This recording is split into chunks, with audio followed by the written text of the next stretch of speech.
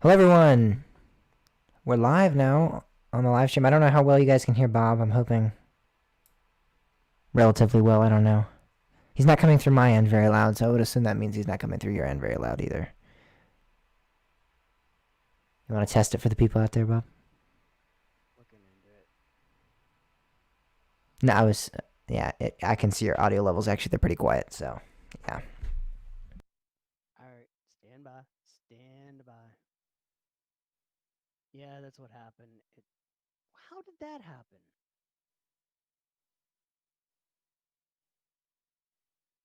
Hello, testing 1 2.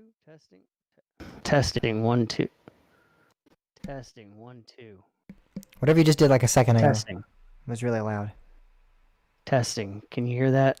You're louder good? now. You're back to loud, yeah. We're back to normal, Bob. This was all James's fault. I was here on. We were When ready is it to not go my live, fault? and James was When like, is "No, anything not you my need to fault? hook up your new webcam." I said, James, it's going to take me like a half an hour to hook up my new webcam and figure out where I'm going to put it. I still don't know where I'm going to. Nope. He's like, nope, you need to do it. You need to do it. Guess what? We're late. Not my fault this time. Not my fault. Not my fault.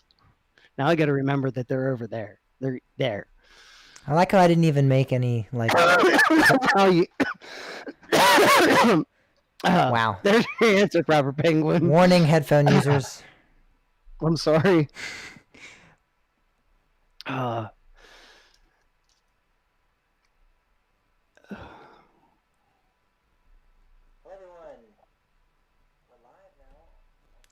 we're good. So, we're still, of course, working on the rundown for the show. And it's James's fault. Yeah.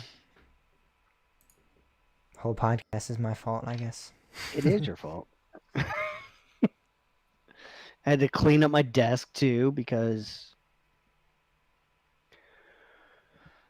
I'm doing okay, Penguin. Getting better. Still have the cough and some other bleh feeling, but I'm a lot better than I was last week.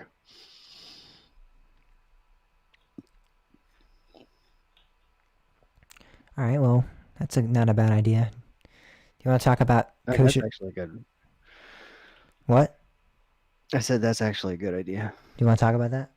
Should we discuss that, or should be that weekly poll? About or poll? I think that's a good poll question. All right. Now, I will not be at Busch Gardens tomorrow. I am not able to make it there, sadly. I won't be at Busch Gardens till December, I don't think, again.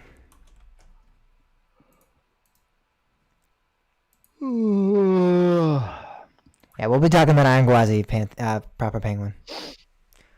We'll be talking about that. Trust us. Trust us. You guys see Bob's new webcam and our new live stream setup too? We're getting very high quality. Is the new one actually my whole square? Like, can I move as long? Do I have to? The square that you see you're in is the square that you're in.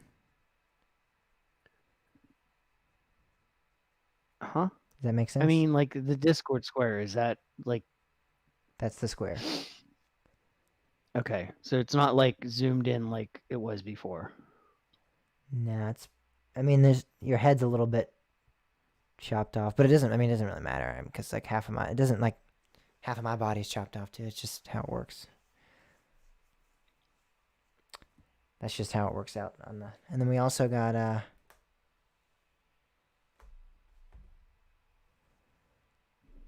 new camera, guys, for the live stream people to see.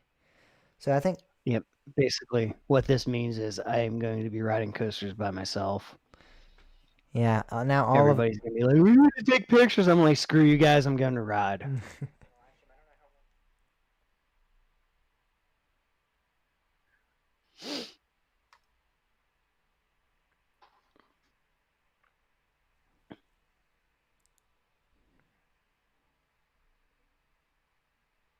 Testing audio. Testing. Pantheon isn't. Is that? I'm assuming that's Come a on. joke. Huh? Proper Penguin said, "Where's the Pantheon POV?" I'm thinking that's probably just a joke. Actually, why does Iron Gwazi get a POV? Pantheon isn't. Pantheon hasn't the train isn't on the track yet. Like I think they have it. I think they've pulled it through. I don't think they've actually ran cycles yet though. So I don't think there's any way they've had a POV. We don't know that though. I'm pretty. The very last thing they did before when they halted construction for COVID, and they just last week said they restarted construction.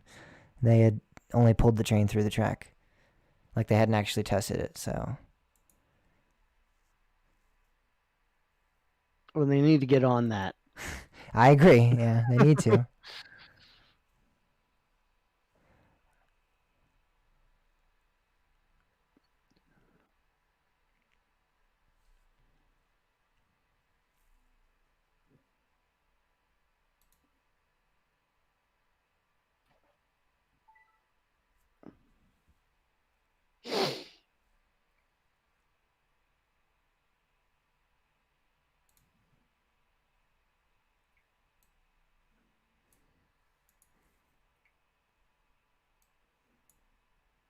Who's MWEBGW?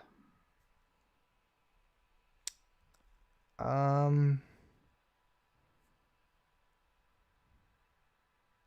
think that might be. Why? I mean, I think that might be. That's what I thought. It's the guy Pierce in the chat. That's him. Oh, okay. Gotcha, Pierce. I just saw your reply on Twitter. All right, so we have the weekly poll. What are we going to discuss? What would you guys like to see us discuss in the second half of the show? Not news related, but just general theme park discussion. It could be bad, it could be good, just something. You guys are the first wave. You guys get to kind of filter what you want us to hear, so.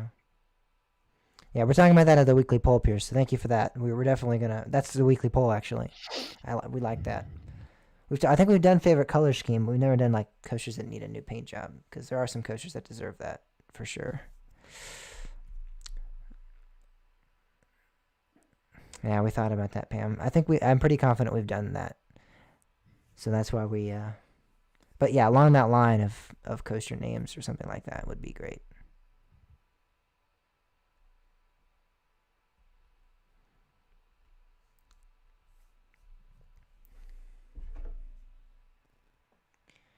Come on, river.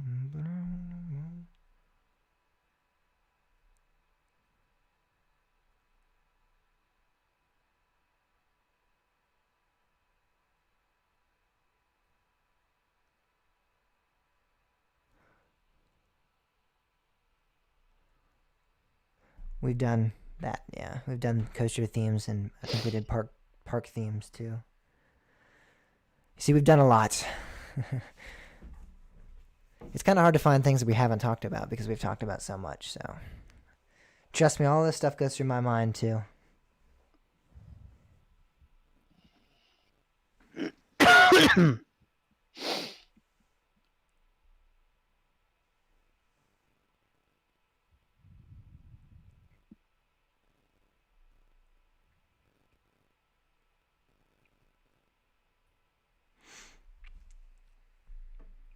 Oh, we could talk about I don't know.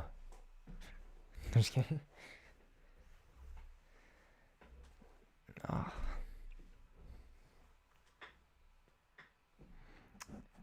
Oh man. Any ideas? Anybody? Bob? I told you I wanted to talk about COVID, so gave you my vote. Hey, I brought that up. I just don't know if I think that's the greatest. We can ask them. Do you guys think talking about COVID for the second half of the show, the entire second half of the show, is... I feel like that's too much. Because, I mean, I feel like people want an escape from COVID, kind of. I mean, but let me know your guys' thoughts. If you guys think that's all right, we'll go with it. I don't really care. Some Bob POV of COVID. That was that. Oh man. We should have given him. Last I should have week given my sucked. GoPro. Oh my god. Last week was so bad.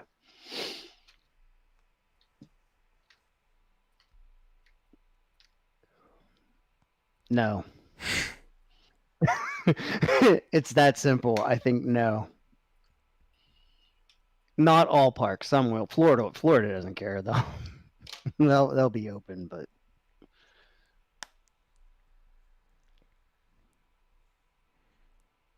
So is that you guys saying that you want us to talk about it? Just say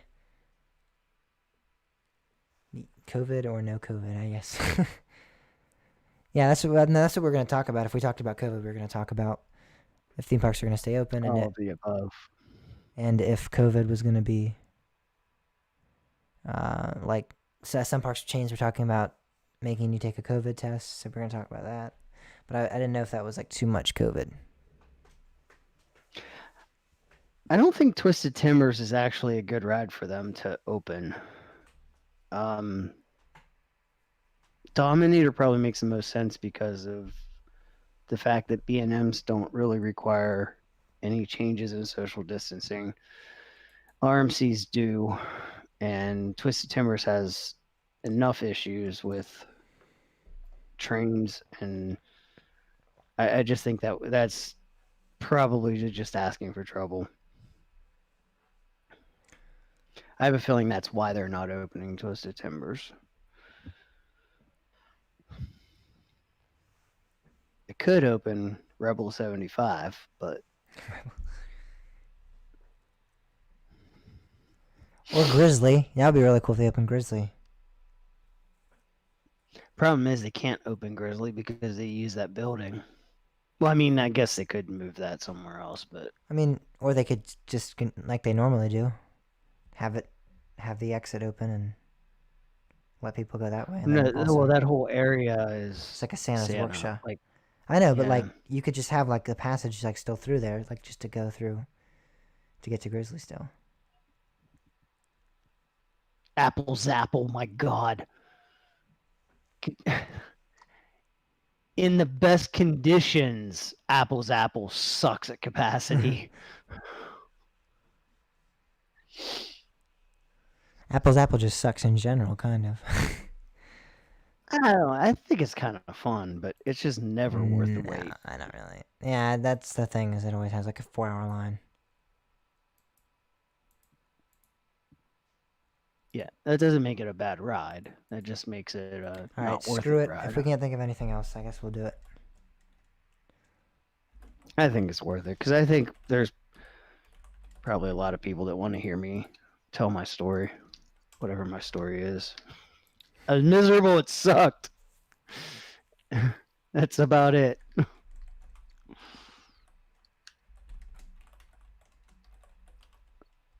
Santa.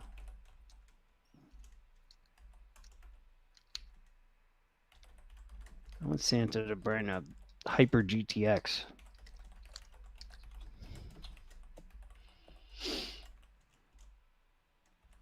James, I'm going to be playing with this USB stick for the duration of the podcast, and it's all your fault. What? I didn't know I had this USB stick until I had to clean off my desk, and now I have it. Now I'm fidgeting. It's all my fault. It is. I feel like Bob could commit like murder, and then he'd be like, "Guys, the police would come to his house, and they'd be like, who did?" And you'd be like, "God, officers, I did it, but it was all James's fault." It was James's fault.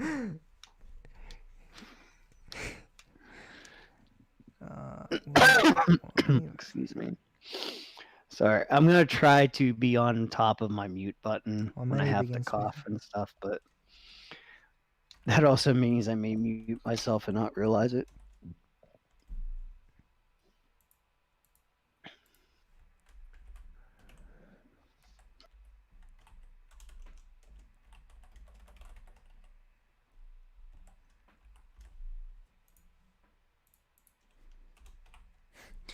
All right. Are you ready?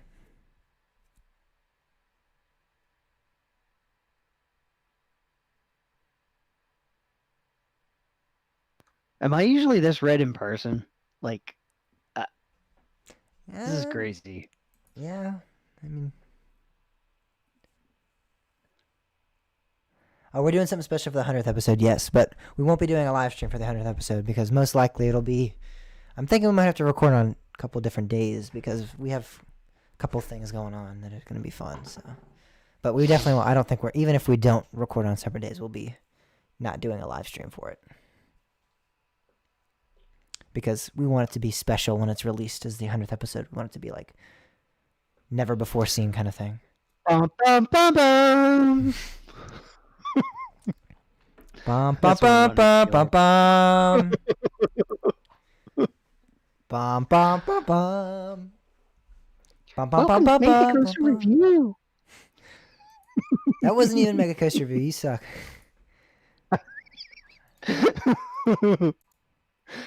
I don't know, Pam. I honestly don't know if this is like good. I don't know. It might be. I mean, I have the histamine thing, and it's highly possible that COVID is interacting with that and causing this. So I don't know. It's not a typical COVID side effect, but with combined with my other crap, it's possible. I honestly don't Testing know. the audio. Oh, that's really loud. Testing the audio for this week's episode of Kosher Talk Podcast. I had the gain literally turned down, and it's still really loud. I had the gain like to the lowest it can go. Can you still hear me? Yeah, Jeez Louise. All right, let's try it like that. you're quiet now. Am I quiet? I'm quiet. Yeah. Let me. Is that better? A little bit. Yeah. Let me try this. Hey everyone, welcome to Kosher Talk Podcast, episode number 90. Blah blah blah, and testing the audio. Testing. Now it's kind of really quiet.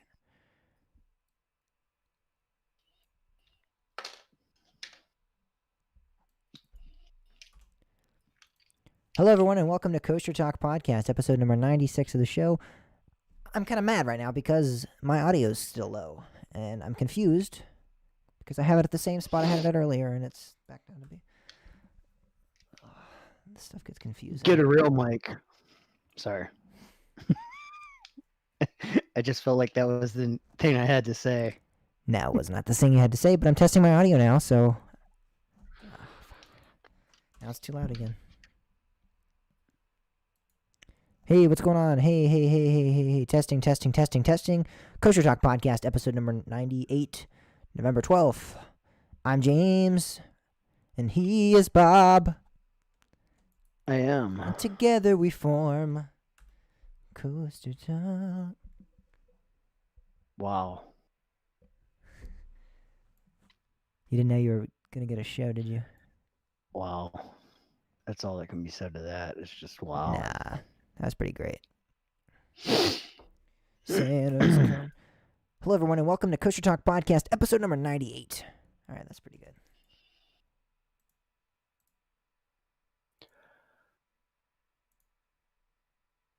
Bum, bum, bum, bum. Santa's Stuck in my coming in head. a Cadillac. Cadillac. A Cadillac, a lacka, lacka, lacka, lacka. You ought to know by now. We have a theme song, Pam. Have you? I forget. Pam, you need to actually listen to the podcast for one time. Holy crap. The real podcast. This is not the podcast. Pam and my mom get that confused all the time. My mom's like, "Are you guys live on the podcast?" I'm like, "Mom, we don't do the podcast. Like the podcast isn't live. The podcast is we pre-record it, and we just happen to do a live stream too because people like to watch it live."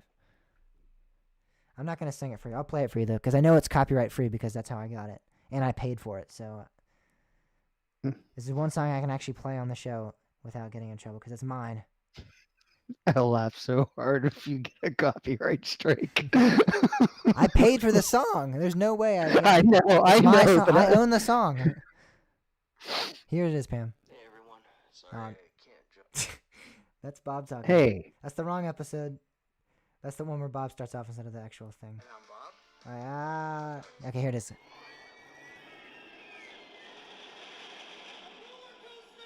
Hi, I'm James Barber. That's the theme song. Adrenaline junkie, thrill ride fanatic, so are we. Listen every week as we break down amusement industry news, debate controversial topics, and most importantly, have fun. Do you like roller coasters? Then you found your source. This is Coaster Talk Podcast.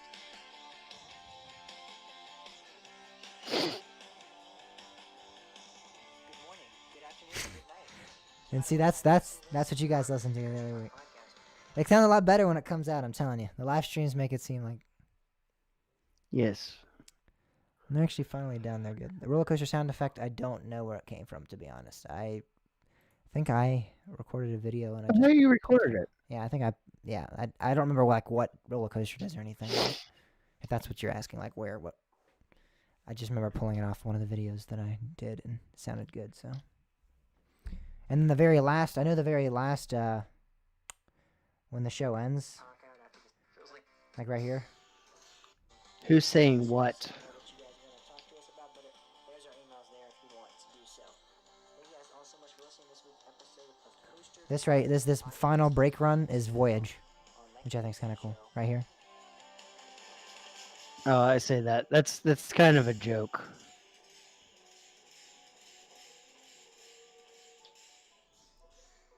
Yeah. That was kind of hard to hear over this.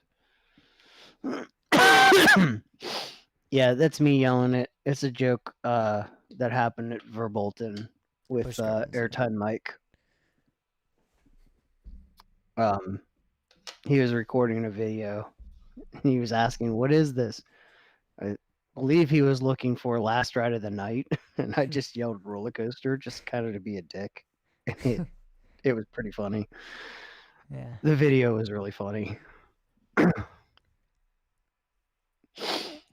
So it's kind of like an inside joke of the show.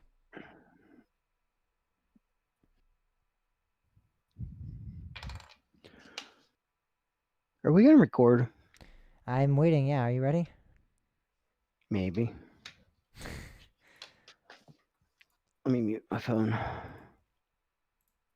Oh yeah. Good thoughts. Wait, let me get the pull up from the website just so I can have that up. Pull up. Get your pull up. I can do a pull up if you You're want. a big boy now.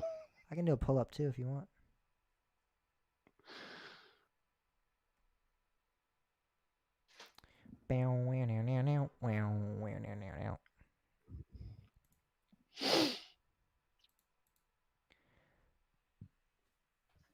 Going back to work is gonna suck so bad. Just say you still have COVID. I need money. True. Nah, who needs it? I'm just kidding.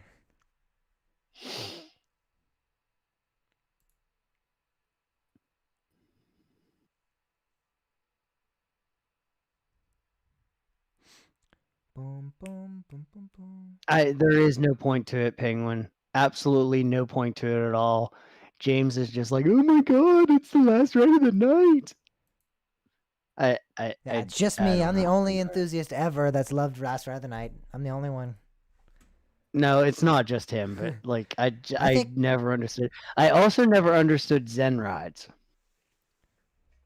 I like Zen rides. They're kind of cool. I don't really like go out of my way to get them though. People that like do that, yeah, are weird. But like when I get one, I'm like, that's cool. I'm by myself and I'm on a train. It's kind of cool. It's Volcano was the only solidarity one is that cool. mattered for Zen rides. In your opinion, No, that's the Zen rides when you're the only person on the train. I'm thinking after That's this is. Oh, sorry. they go slower. That's the thing. Like they go slower. Zen ride, if you're by yourself, the weight is reduced and it goes slower. But that's the thing about Volcano is the way the limb worked. You actually did go faster if you were the only one on the ride. But that's like one of the very few coasters that was like that.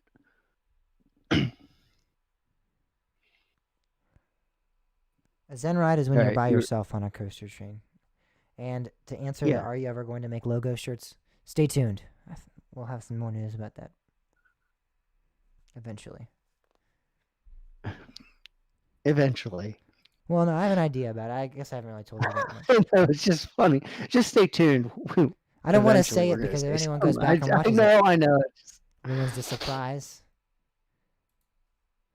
All right, are you? Let me pull up some of these links. Are you ready? Pretty much. Yeah.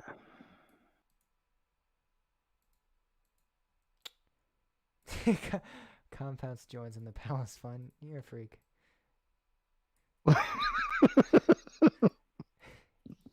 Damn, did you just now realize that? I don't read it. No, I didn't read what you wrote.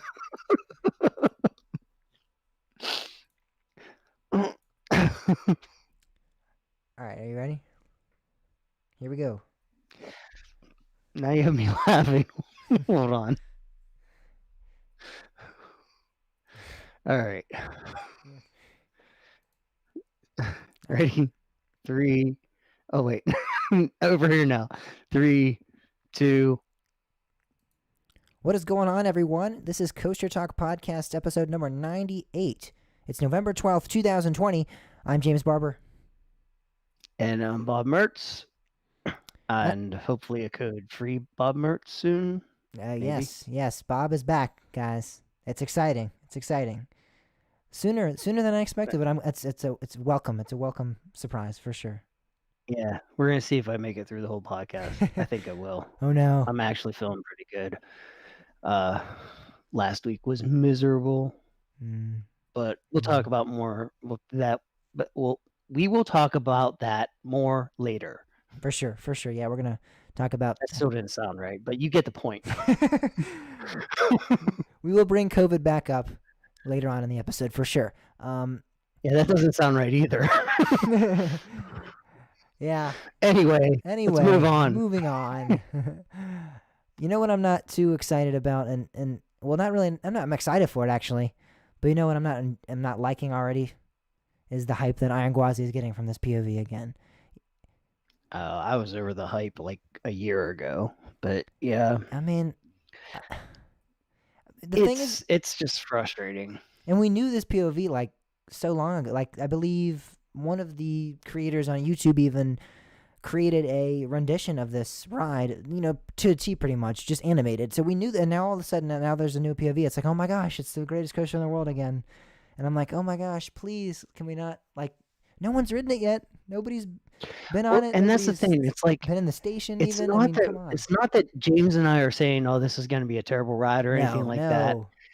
I think it looks like fun. I mean, personally, I think people are going to hate me, but I probably will like it better than Still Vengeance, because Still Vengeance was that ride that, like, to me, it feels like Shilky just was running out of ideas, and he's like, let's do this, because he had to make it so long. Iron Gwazi doesn't look like that, and I like that. But the problem is, it's like, if you say something about Iron Gwazi, it's automatic upvotes and likes depending on what platform you're on. And that's all that seems to matter. So there's all this, like, everybody saying, wow, this is like the most amazing thing ever. And nobody's going to judge this ride on its actual merits. And that's it just, this is like this is what RMC has become, and it's frustrating to me that RMC can't just stand on its own merits. It's a part of this enthusiast echo chamber that we've discussed many of times on this show. Yeah, it's just like constant appraisal for rides. Like it's the same thing with, like, when enthusiasts rank rides they've never ridden before, just based on opinions they've heard and things they've heard. It's like, come on, like this thing will be open less than probably like 4 or 5 months. It'll be open.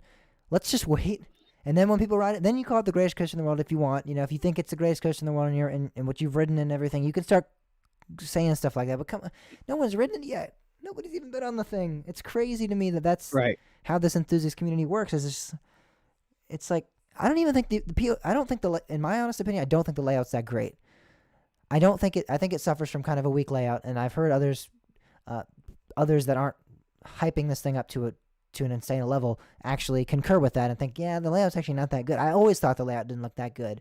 But now that I've seen the POV, and I saw the animated POV, but I was like, you know what? I'll wait maybe when it's running really fast or something. And again, that could be, this POV is from when it like first tested, so it could be running faster. But still, the layout itself even just doesn't impress me that much. I don't think it does anything too spectacular, anything too mind blowing, really.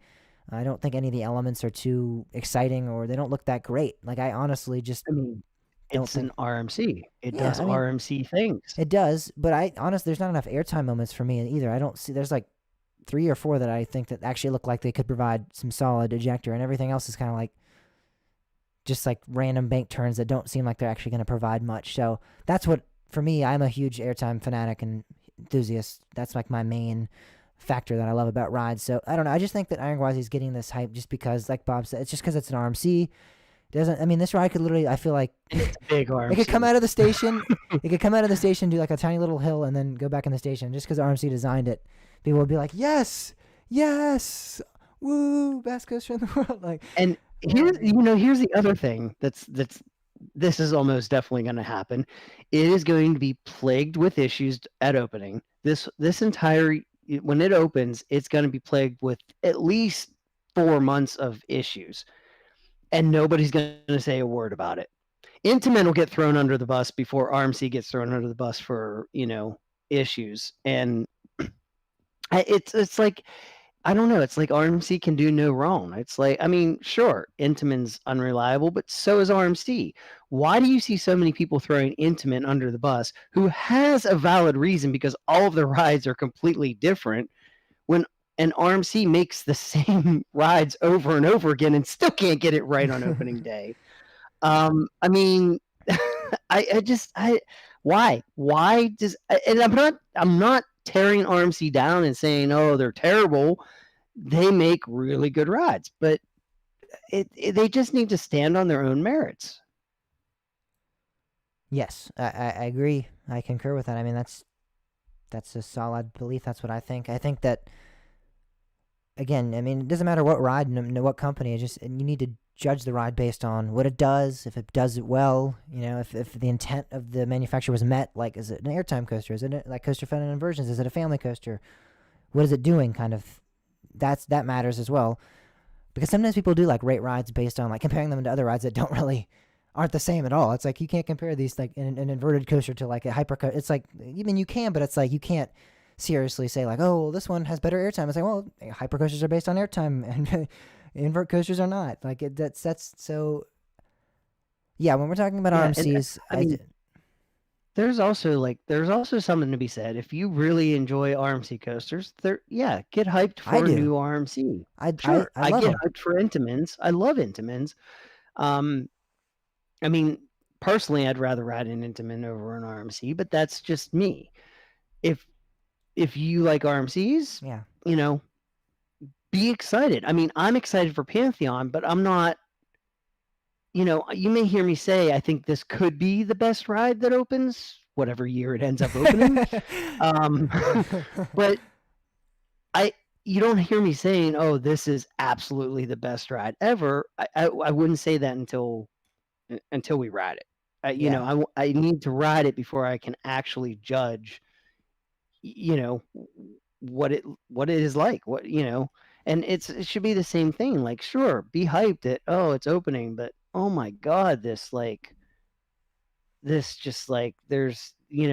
can't do any wrong. And I honestly, it's frustrating. I'm biased for sure, and I know I just don't compare two rides that are, but I mean, I think Pantheon and Iron Gwazi are pretty close in what their intent is. They're both airtime inversion filled machines, so I think I'm gonna go on the limit. I think Pantheon's gonna be better than Iron Gwazi for sure, and I know you just kind of said that as well. I think I definitely agree with that too. So I don't know. I think it's just this buildup of like, oh, we're getting a new ride. It's been a while since we've gotten like a big coaster because of COVID and everything. So that's for sure. Like, yeah, we got Orion and Candemonium, but Iron Gwazi was like the main big ride of 2020, and that got pushed off a year. So I think that partially has to do with this big hype train for it.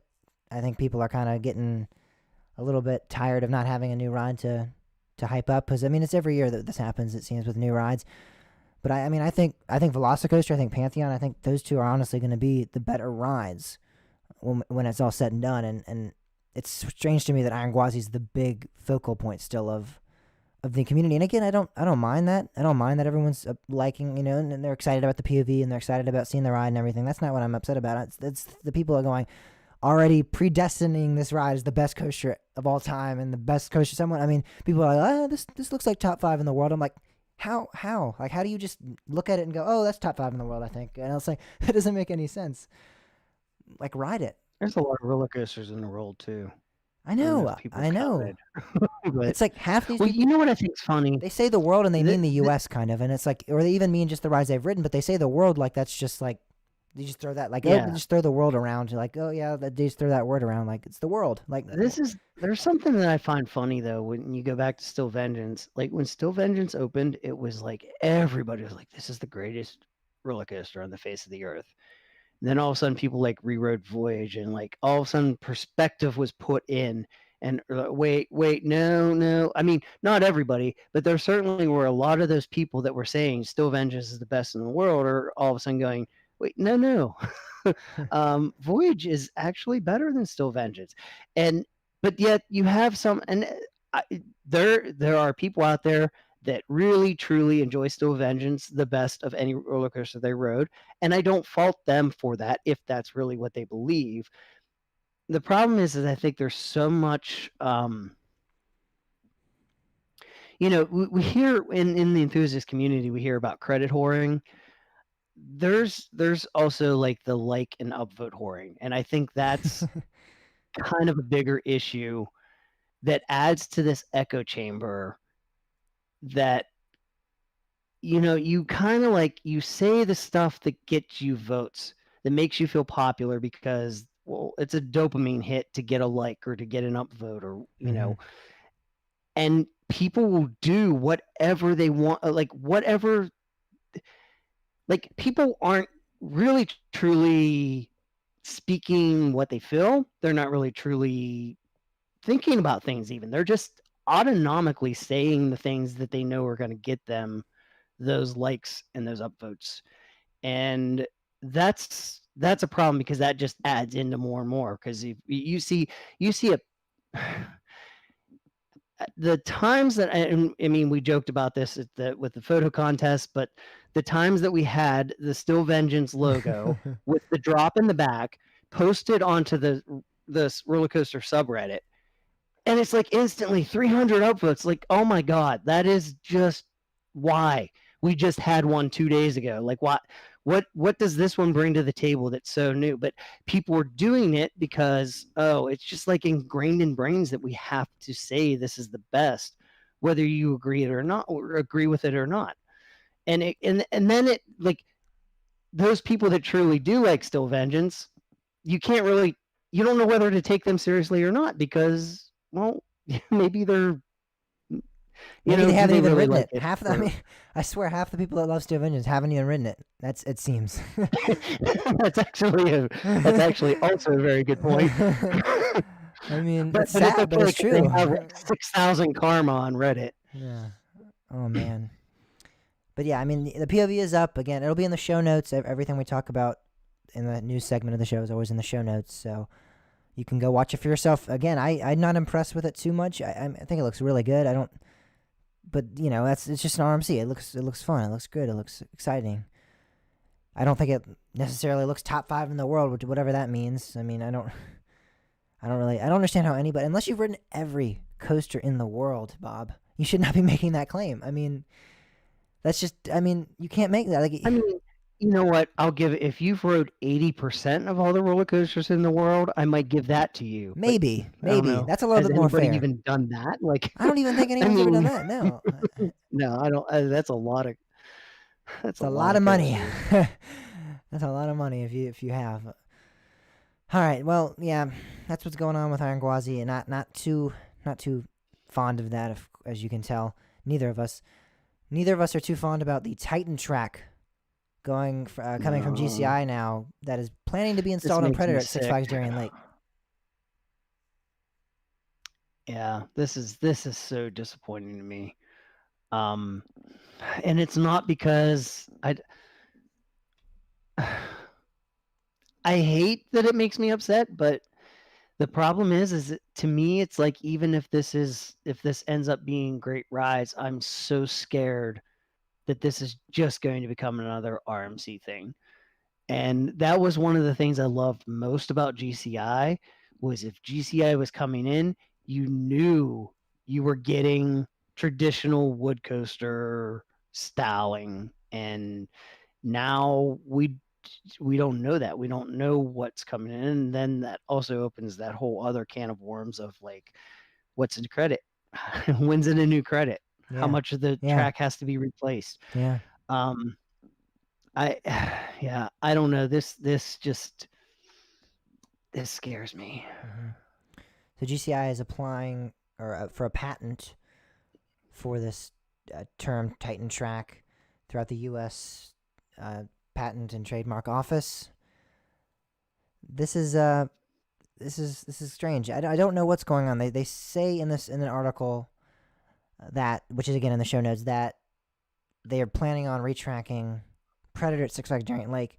I don't know if they're doing what they did with White Lightning and just doing pieces of it, or if this is like a full, that's the thing, is we don't know if this is going to be like an RMC, Yeah.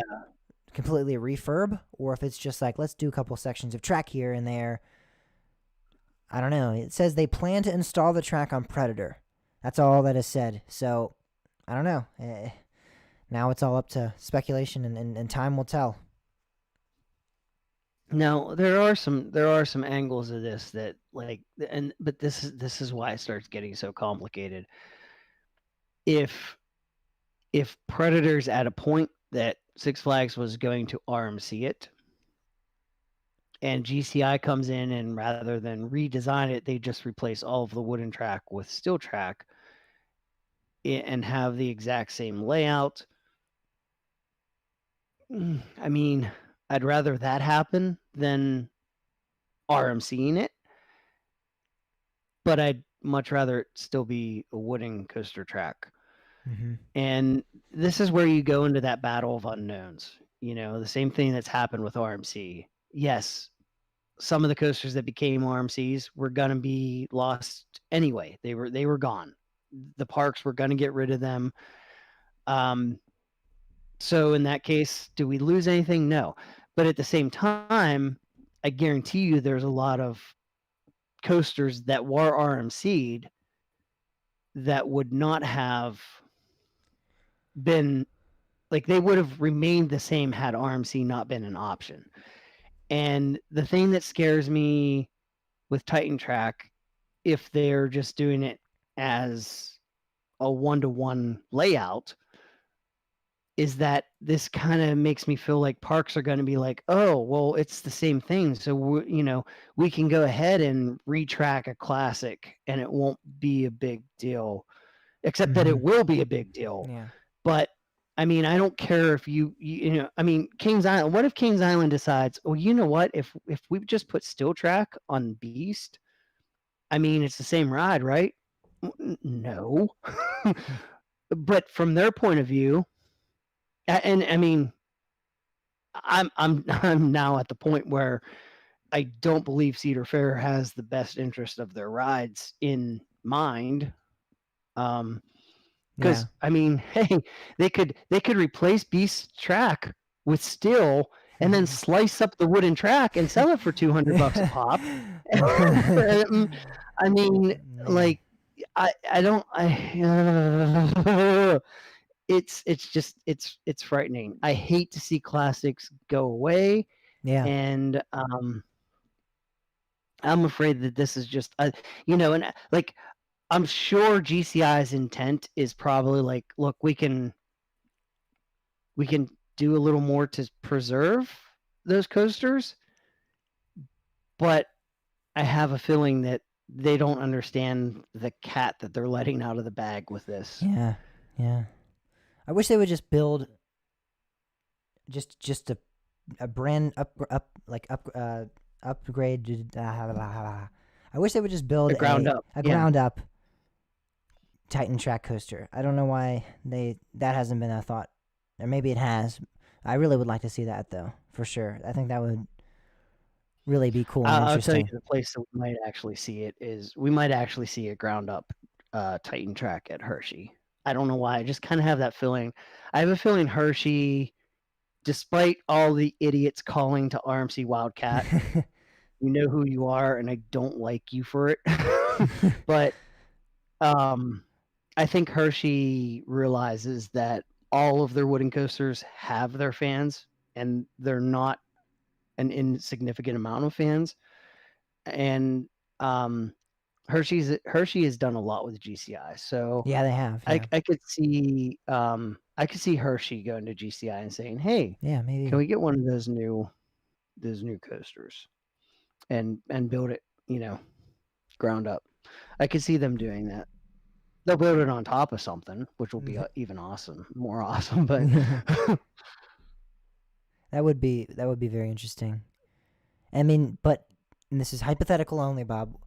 I mean, what I don't know what the chances are of them giving their own rides the track the treatment. So that new Titan track, like if Hershey did not put Wildcat, like you said, with Cedar Fair, its best interest at heart, and they decided to Titan track Wildcat, I wonder if that's even a thought in their mind, really, or if that's a concept that they've I don't know. thought of. I don't know. I like. You have to See, think it it's has to be at least a thought. yeah, but I just have a feeling that they're. I don't know. I'm more hopeful when it comes to independent parks like Hershey and Knoebels and Holiday World and like I'm just. And the other thing is they're parks that have a team that is really good at maintaining wooden coasters already. Mhm. So it's not like it's going to be like oh my god, if we build another or they're not outsourcing stuff. They're doing all this stuff in house. So Mhm, it's not like, yeah. oh my god, we're going to save so much money by not having to do all this maintenance. They're doing it anyway. Like I just don't foresee it being as big of an issue with these independent parks that do this stuff by themselves. The bigger parks are just like, we don't want to do that, or like, it costs us so much money to bring somebody in and do maintenance on it.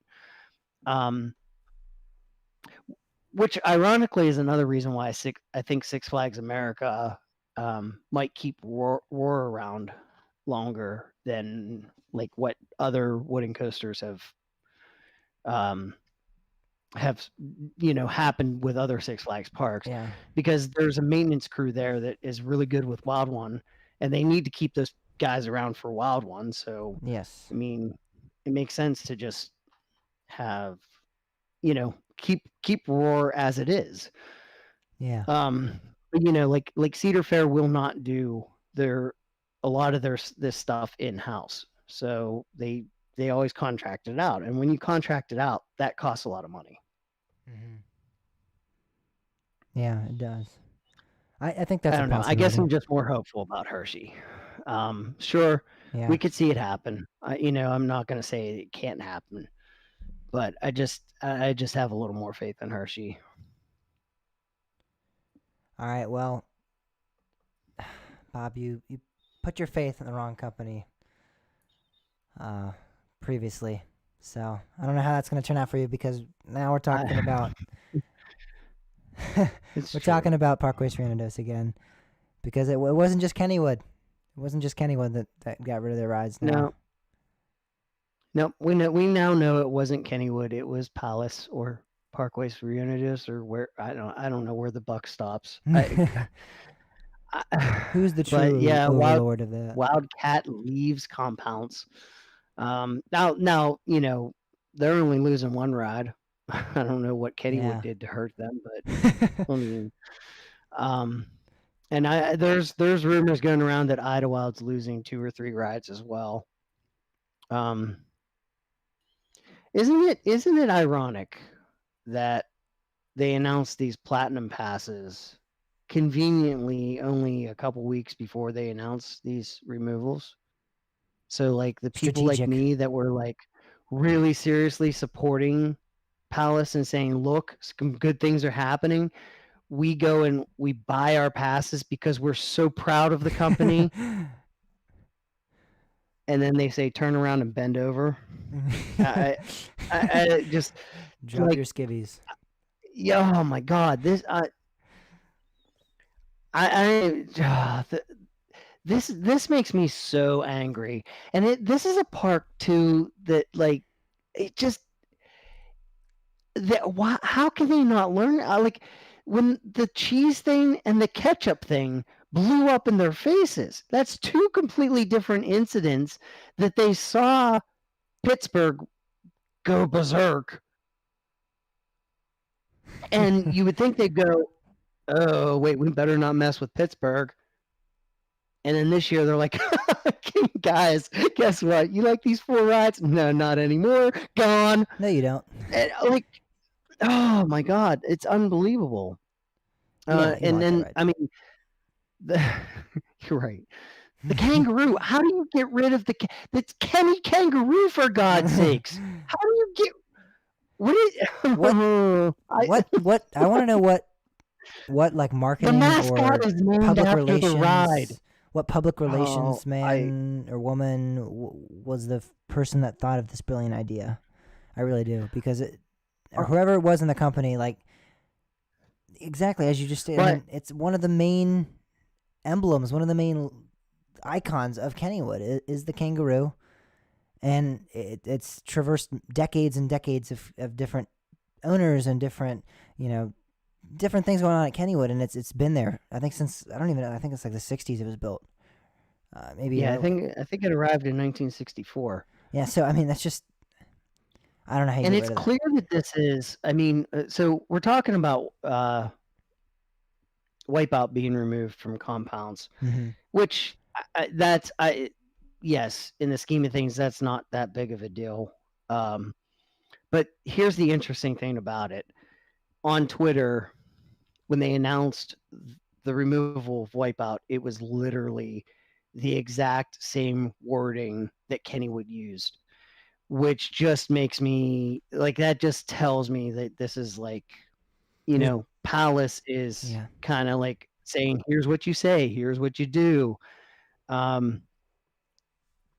feel bad for Nick Paradise at Kennywood, because this poor guy, like, I don't know how. I don't know how he does it, because I know they did this to him with Logjammer too, because they just like kind of out of nowhere said, nope, you're pulling it. And he was kind of stuck in that position of like, what do I do? I have no time to do anything. And this just screams of the same thing. I mean, how I mean, I would be afraid for my safety, to be honest, like as like a public relations person at Kennywood. It's like, it's just like, how do you go with on like removing such a significant ride from the park, and then I don't know, I would feel like that would eventually take its toll on someone. You know what I'm wondering? And this just kind of occurred to me. I wonder if they did learn their lesson. So their solution is to scam Pittsburgh. And here's what I mean by that. Removing 4 rides from a park is kind of unprecedented in a single year, especially when you don't even announce that, like, oh, here, come get your last rides. Like, no, they're just like done. Gone. Yeah. So why would you do that? Punishment. Well, yes, but you've been a very naughty park, Kennywood. What if you're looking at this as a negotiation? I'm listening. So your goal is to remove 2 rides.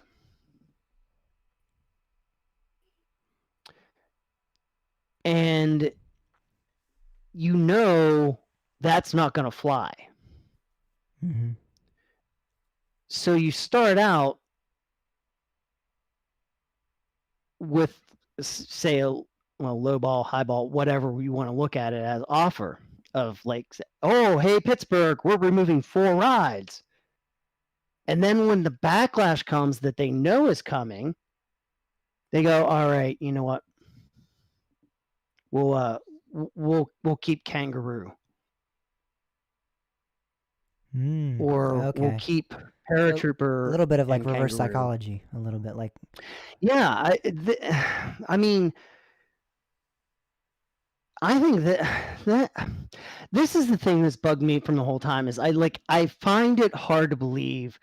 I don't care whether you're an idiot, business person, or somebody who is like really in tune with Pittsburgh. There is no way you could not have learned your lesson from the cheese thing and the ketchup thing. And I know people outside of Pittsburgh are like, why is he making such a big deal out of this cheese thing and this ketchup thing? Because it was a really, really big deal. And in both cases, Palace had to reverse course. They realized they had no choice. They had to reverse course. So there's like, to me, you are an absolute idiot to not be able to learn not to mess with Pittsburgh. I mean, that's you. How do you not learn that lesson? And we're not talking like this is something ancient. This was just a couple years ago that this occurred. Not even, what was it? 2018, I think it was. I think it was 2018. Yeah. So they had to have learned something, and that's what's been bugging me the most. I mean, removing any of these rides is stupid, and I don't like it, and I'm absolutely pissed about it. But what if this is actually, they're actually coming at this from like negotiation? Because I mean, Compounds is only losing 1 ride. They're like, well, it's not in Pittsburgh. We don't have to worry about them like freaking out. I mean, I don't know. There's no way to know this, but I mean, as I'm thinking about this kind of, to me, this kind of feels like the only thing that makes any sense at all. Yeah, it does. I mean, I would think that's if it does play out like you're saying, and they end up going, oh well, we'll keep Kangaroo and Volcano, or we'll just keep Kangaroo, or just even if they just say 1 ride, or if they say 2 or 3, maybe even, I would 100% think that they had that planned out and laid out, because they're not just going to be like, we have to remove 4 rides, and then when everyone is outraged, if they really thought they had to remove 4 rides, they're just going to remove 4 rides. But if they if they take course of action that you're predicting they might, yeah, I would think that they had to have that planned out, because there's no way they would say, we must remove these rides in order for, and then go back and go, and actually, no, we don't need to remove this. These 2 are fine. Well, and that's the thing that kind of, to me, removing Volcano kind of makes sense. If they announced, look, we're removing Volcano, I get it. They've had issues with the ride. Everybody seems to have issues with those rides, and they are disappearing. And it's the only ride in the bunch that, at least to me, seems like the one ride that probably does cost them a decent amount on maintenance. It makes logical sense why they right, because there is that's the one ride that I believe there is computers involved in. There's safety systems that you don't have on the other rides. Because you're flipping upside down, and the way the ride has to recover if there's like a power outage, or the way it responds in certain scenarios, there's obviously more to that ride. So to me, from Verizon the beginning 5G of this is announcement, here with a Volcano has coverage made of sense. 5G The removal of nationwide and in that Volcano. No, Kings Dominion, I'm not talking about you. I'm still mad at you for the other Volcano. But this Volcano actually makes sense to be removed. I get that. The other rides, though, they're such simple rides in the scheme of things. There's no computerization on it. I mean, look at Kangaroo. It's push a button and go. It's a motor. There's nothing to that ride. I mean, yes, obviously there are some like shock absorbers, like hydraulics, in the sense of like, not pushing the entire ride up like Volcano has, but Yeah. Yeah. there's things to it, but they've manufactured their own parts for years. The maintenance crew knows what they're doing. That Kennywood has, or at least had, an amazing maintenance department. So you're not really, I mean, yes, if you remove a ride, you are going to save a certain amount of money, but it's a drop in the bucket in comparison to other things. So I don't see removing Volcano or, these other rides as saving them any money at all. Yeah. Yeah, I agree. I think that we even said that on last week's show. I was like, I feel like I've seen some people try to justify this with like, oh, it's high in maintenance and oh, it's expensive. And I'm like, I don't really feel like any of those 4 rides. Maybe like you said, Volcano. I know the Enterprises have not only caused problems at Kennywood, but I know countless other parks have stated that they cause issues. So that one made sense, and I even believe that before even talking to you and talking to anybody else, when they first announced it, I was like, why is Volcano like that's the only one that really makes sense to me? Why are these other 3 like what are they? What are they to Kennywood? What are they? I mean, in terms of cost, what are they like? I don't know. Right, exactly. It just doesn't. I don't know. It doesn't really make a lot of sense. And I mean, they're so iconic. See, and that's another thing. Yeah, Volcano yeah. isn't really iconic to Kennywood because it disappeared for the longest time because they removed it because they were having issues, and then they brought it back. It's just not really one of those rides that you go, oh, that's Kennywood. But the other ones are, especially the Bayern Curve and Kangaroo. I mean, those 2 rides are so synonymous with Kennywood that you just can't you can't just remove those rides. Well, you can, but you can't just remove them and not expect. Well, I mean, okay, yeah. I mean, yeah, you can't just remove Volcano the Blast Coaster either, but you can, and they gone did it. They did it, but yeah, I don't know. It's kind of interesting, and I kind of wonder if this is like if they're going to come back and at some point there's going to be an announcement of like, okay, we've heard your concerns, so we're going to leave, Kangaroo and Bayern Curve. There's another interesting thing about this though too. What are they going to do during their winter event? Like these are literally the rides that are open for their winter event. Well, maybe they'll have them open. Maybe that'll be like a final rides thing, possibly. Well, no, they're not doing a winter event this year. Oh yeah, they're not. What I'm saying is, in the future, like these are literally the rides. They have other fire rides that they could open. I'm sure. I mean, I know they do, but like I'm sure they would be okay with opening other ones up for the event. Cosmic Cat. I mean, yes, they do, but I don't know that they're Aero 360 possibly. I don't know that it can run. Maybe it can. I feel like it could.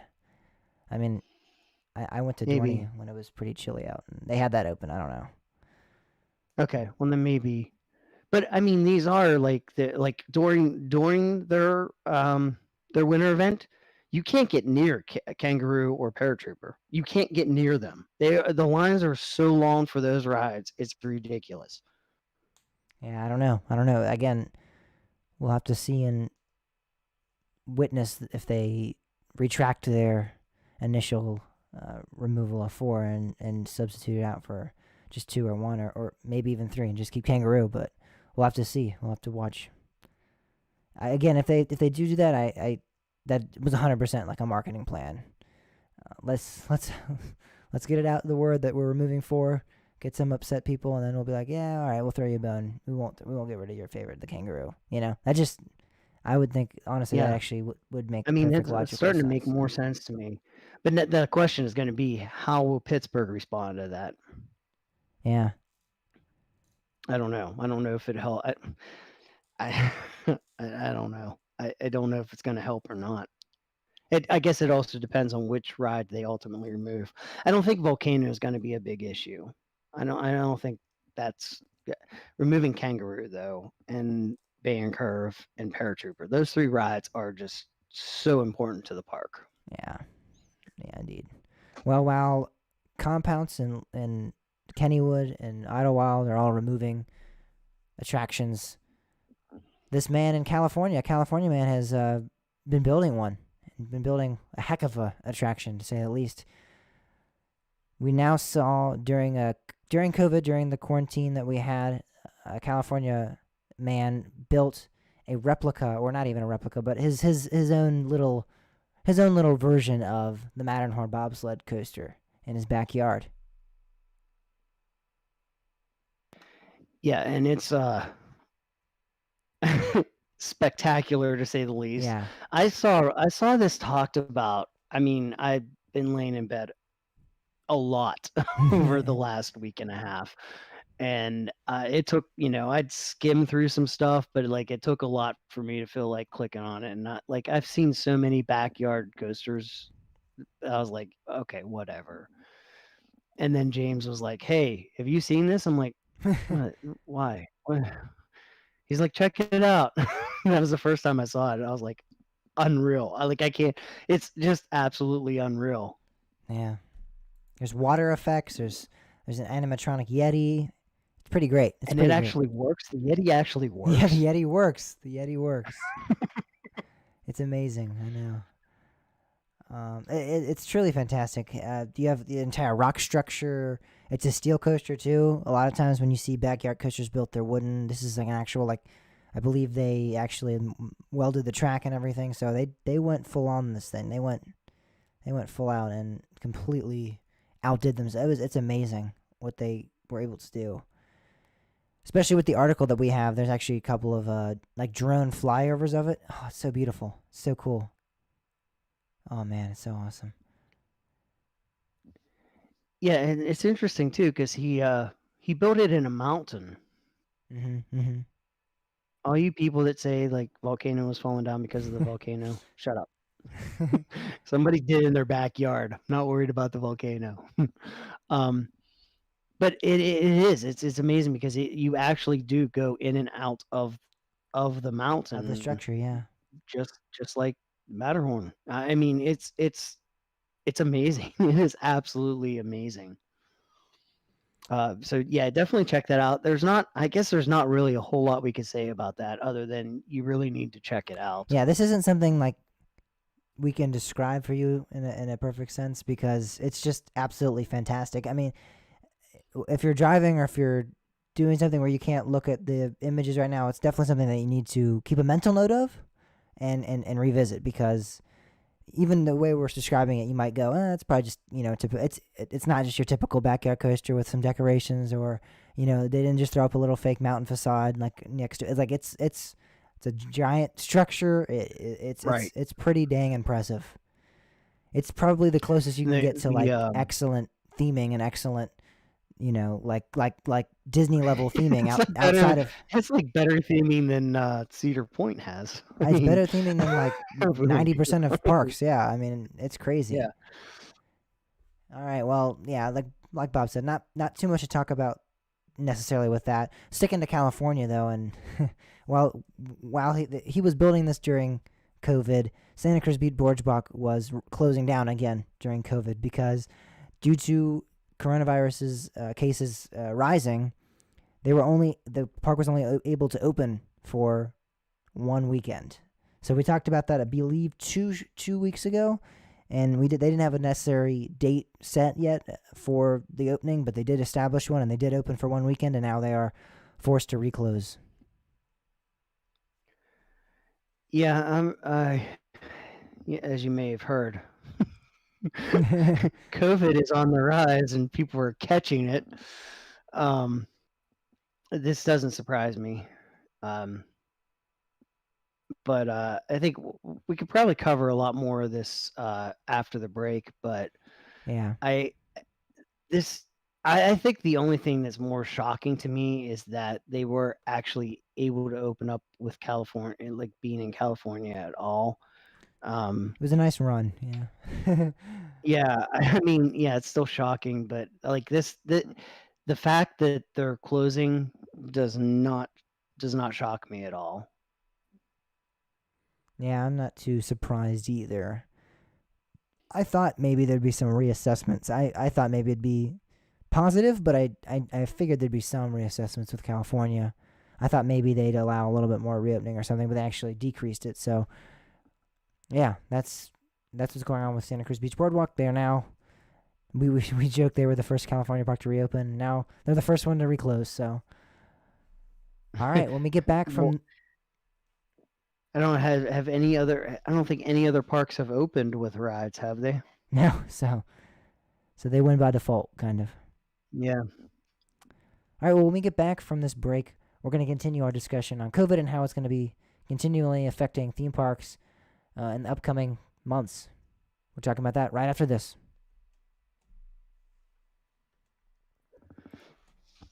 Oh my God. So did you mean to skip King's Dominion? I did not, James. Oh, I did not, no. Did you mean to skip King's Dominion? You're the one that skipped it. I was all ready to talk about King's Dominion. You're like, yeah, and speaking of, let's talk about compounds and palace. I'm like, oh, okay. Here's the deal. I am insanely hungry right now, so I would really like to get to the show semi quickly because I mean I want to finish. Okay, it before I eat. I'm So fine. if we do King's Dominion, I mean I don't really. That's kind of a big deal though, because I mean It's completely your call. it's completely. Please, I don't. Do you think it's necessary to talk about really?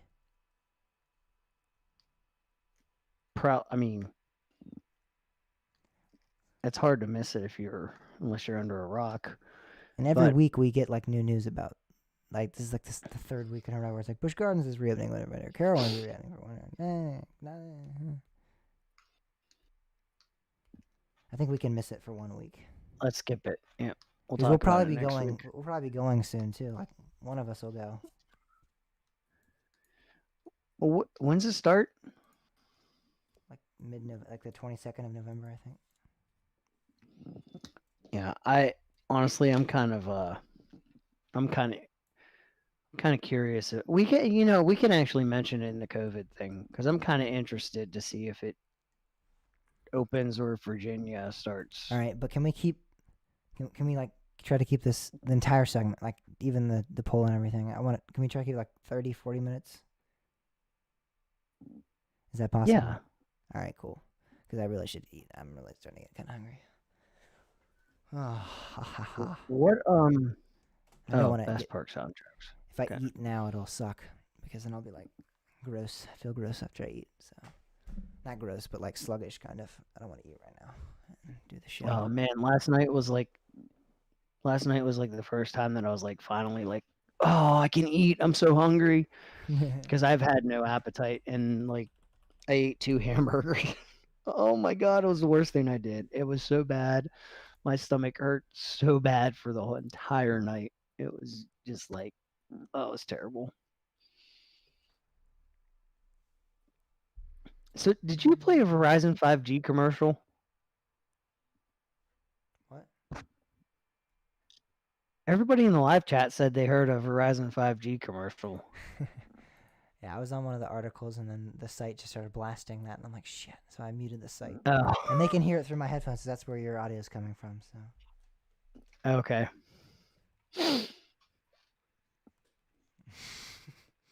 No doubt it was the Matterhorn thing. it was.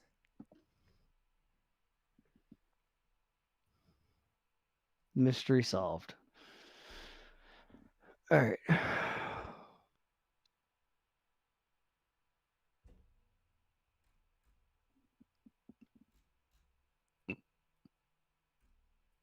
It's actually December 5th for that event. I thought they said November. Yeah, I wonder. It's whatever. I really wonder if they're gonna actually get to open. I would think so. I really don't think parks are that. I mean, as we can tell, there's been no outbreaks at any park, so I don't really feel like feel like they might be able to make a case for them staying open. Like, I think if we understood the virus back, even when, like, in March, I think there would have been a chance of them maybe staying open, like, with reduced capacity and masks. And we just didn't understand it. And we didn't know we had to wear masks and social distance, so they were just, like, shut down. Yeah, but the problem is the cold weather.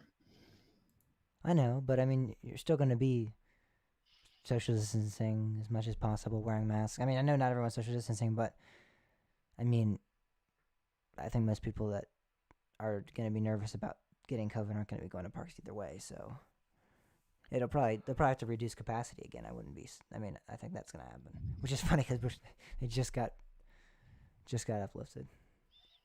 Yeah.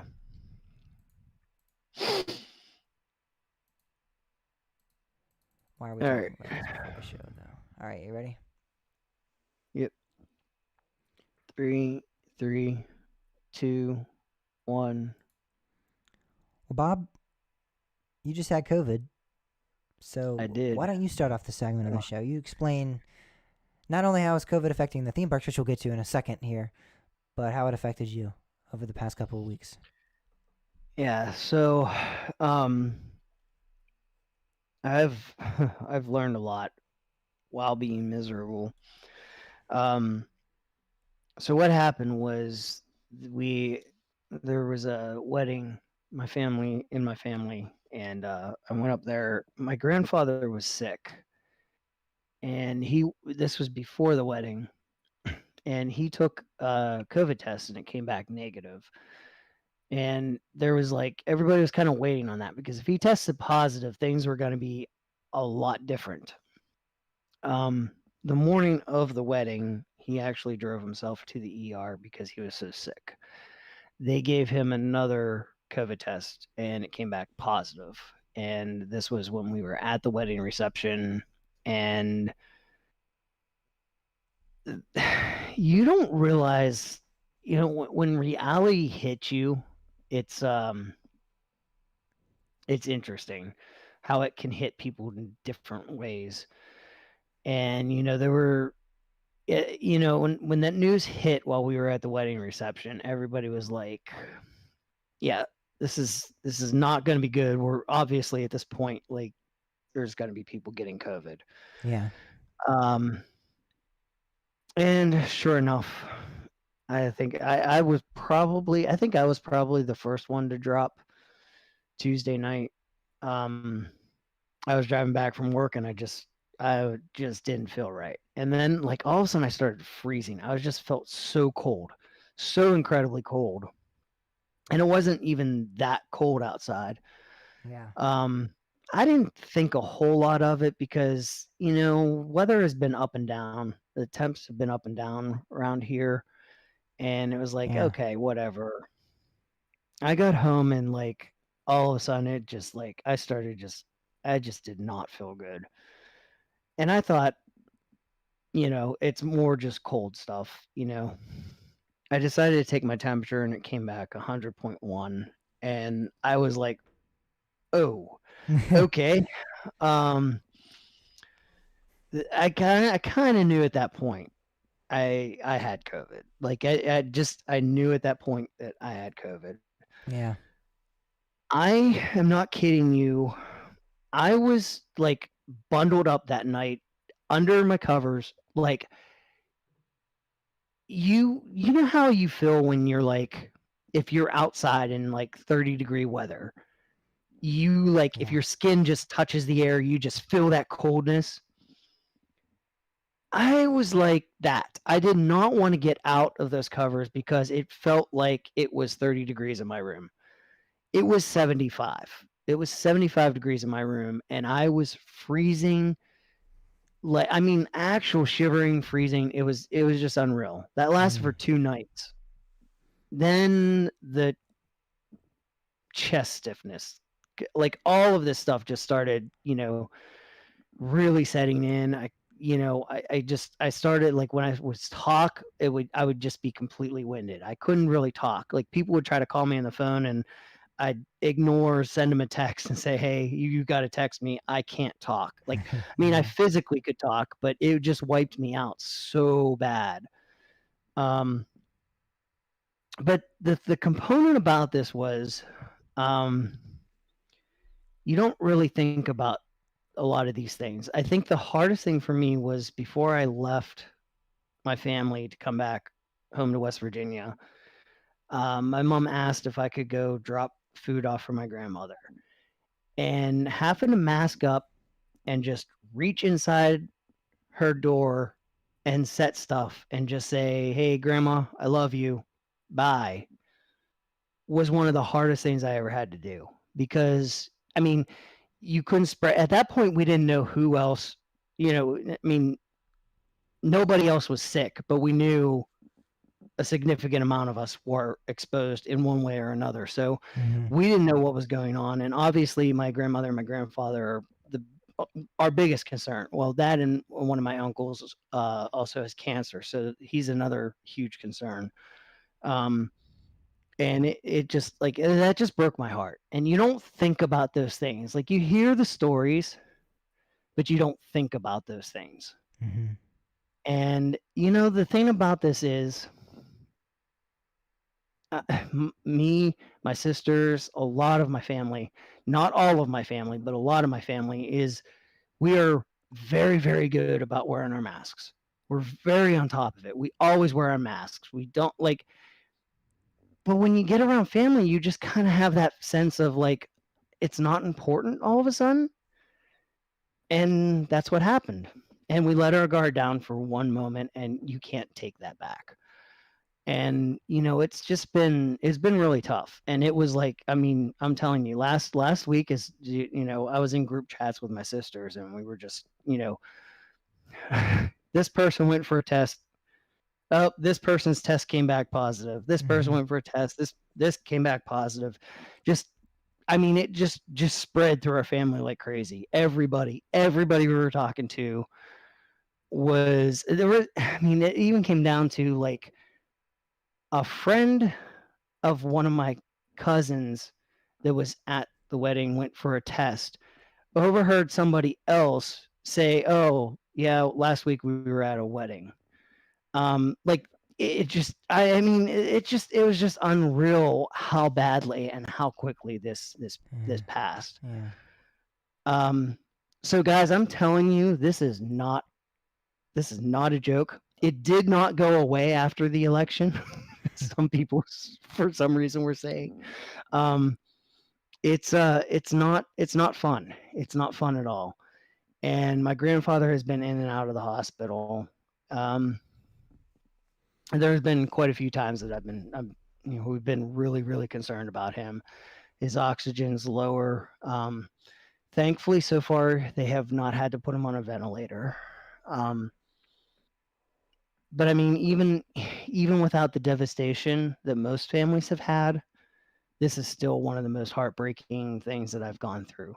And that's aside from just the physical stuff. My energy right now, and I've been told that, not like, just kind of expect that it's going to be a few weeks before I even get close to where I was with energy again. Mm-hmm.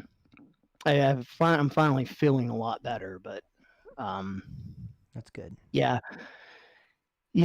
So I mean, this is and I mean, the thing about this is I'm not an isolated case. My family's not an isolated case.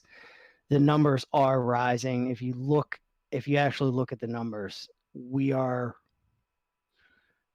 not in a good place. And I'm not saying this, I don't know what this means for us, but what this does mean is we can't just put our heads in the sand, because this is real and this is something you have to take seriously. At the very least, you need to wear a mask in public. Mm-hmm. Mm-hmm. Yeah, I think that's a good precaution to take. I think trying to stay social distance is, I mean, to be honest, Bob, I never really understood the point of being social distance, because I already kind of like having that distance between, like, I don't know many people that like, I mean, yes, when you're in line and stuff, but even then it's like, I like being kind of further away from other groups. It's like, I've always kind of felt like, hey, why am I so close to this guy right now? Like, let me back, like, even when I'm not, even pre-virus. So I don't really understand why people are making that such like a big deal. Like, oh, I can't social distance. It's whatever. It's like I feel like Yeah. it's better. Like you I have don't your understand personal why it's such a space. big You deal. have I've always Right. because when everyone said stay 6 feet apart, I was like, that's not gonna be that difficult at all. I already prefer that actually.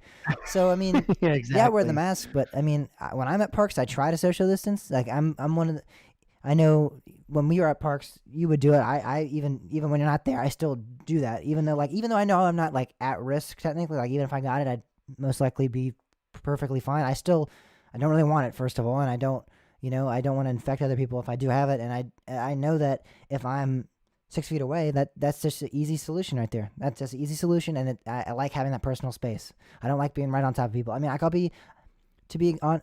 We're given some personal story. I was at a Marshalls the other day, and the entire line was like packed on top of each other, and I'm like, you know what? I always do it, but I was like, I'm gonna continue my social distance. So I was, the people behind me were like on top of Yeah. me, but I kept the space in front of me, and I'm like, this isn't technically really doing anything because people are like right on top of me, behind me anyway. But you know what? I'm not gonna be that person and just be on top of these people that are in front of me. No one really cared. No one. I mean, because that's kind of the mindset right now is that nobody really cares, but I cared, and I was like, you know what? I'm not gonna be that person and just be on top of these guys. So I tried to keep my social distance, and to me, I still think if the one thing we take out of this, I hope we take out social distancing because I really, really, really like it. Actually, I've always liked being with my group, and then everyone else is get away from me. Like, don't be on top of me. Don't even like Yeah, germs. for sure. Don't get in my social space. I prefer like when I'm having a private conversation with someone. Even like I don't like having all these groups in front of me and on top of me. And hey, it'll help with maybe if they keep the social distancing rule kind of. Maybe when we go through haunted houses now, which I know you're not a particular fan of, but anyone that's a fan of haunted houses, maybe we can social distance some of the groups going in there.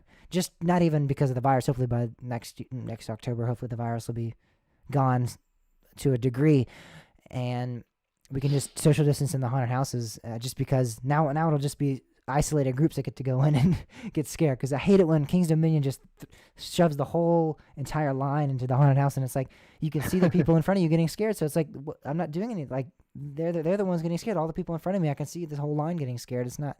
It's now maybe we'll have isolated groups. That would be awesome. If that's the one thing we take out of this, I really hope to, because I really do enjoy social distancing actually. So yeah, simple precautions like that can help, and They can make a difference like you wouldn't believe. yeah.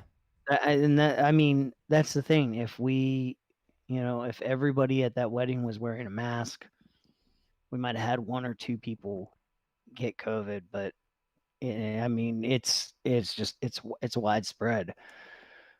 And it's very contagious. Like there's there are people that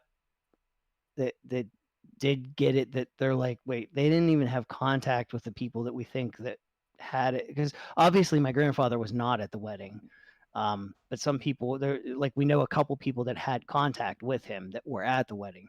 So those were kind of like, well, anybody kind that of a had given. contact with those people but there's people that didn't have contact with those people that got COVID, and it's like, well, how, it's just Airborne. crazy how and I mean, and I think that's the thing that you have to realize that people are inside more. We're not outside where it just vents and goes away. We're inside, and that's a big that creates a big issue. And it's colder, and the virus does stuff like, apparently there's issues with just the cold weather in itself.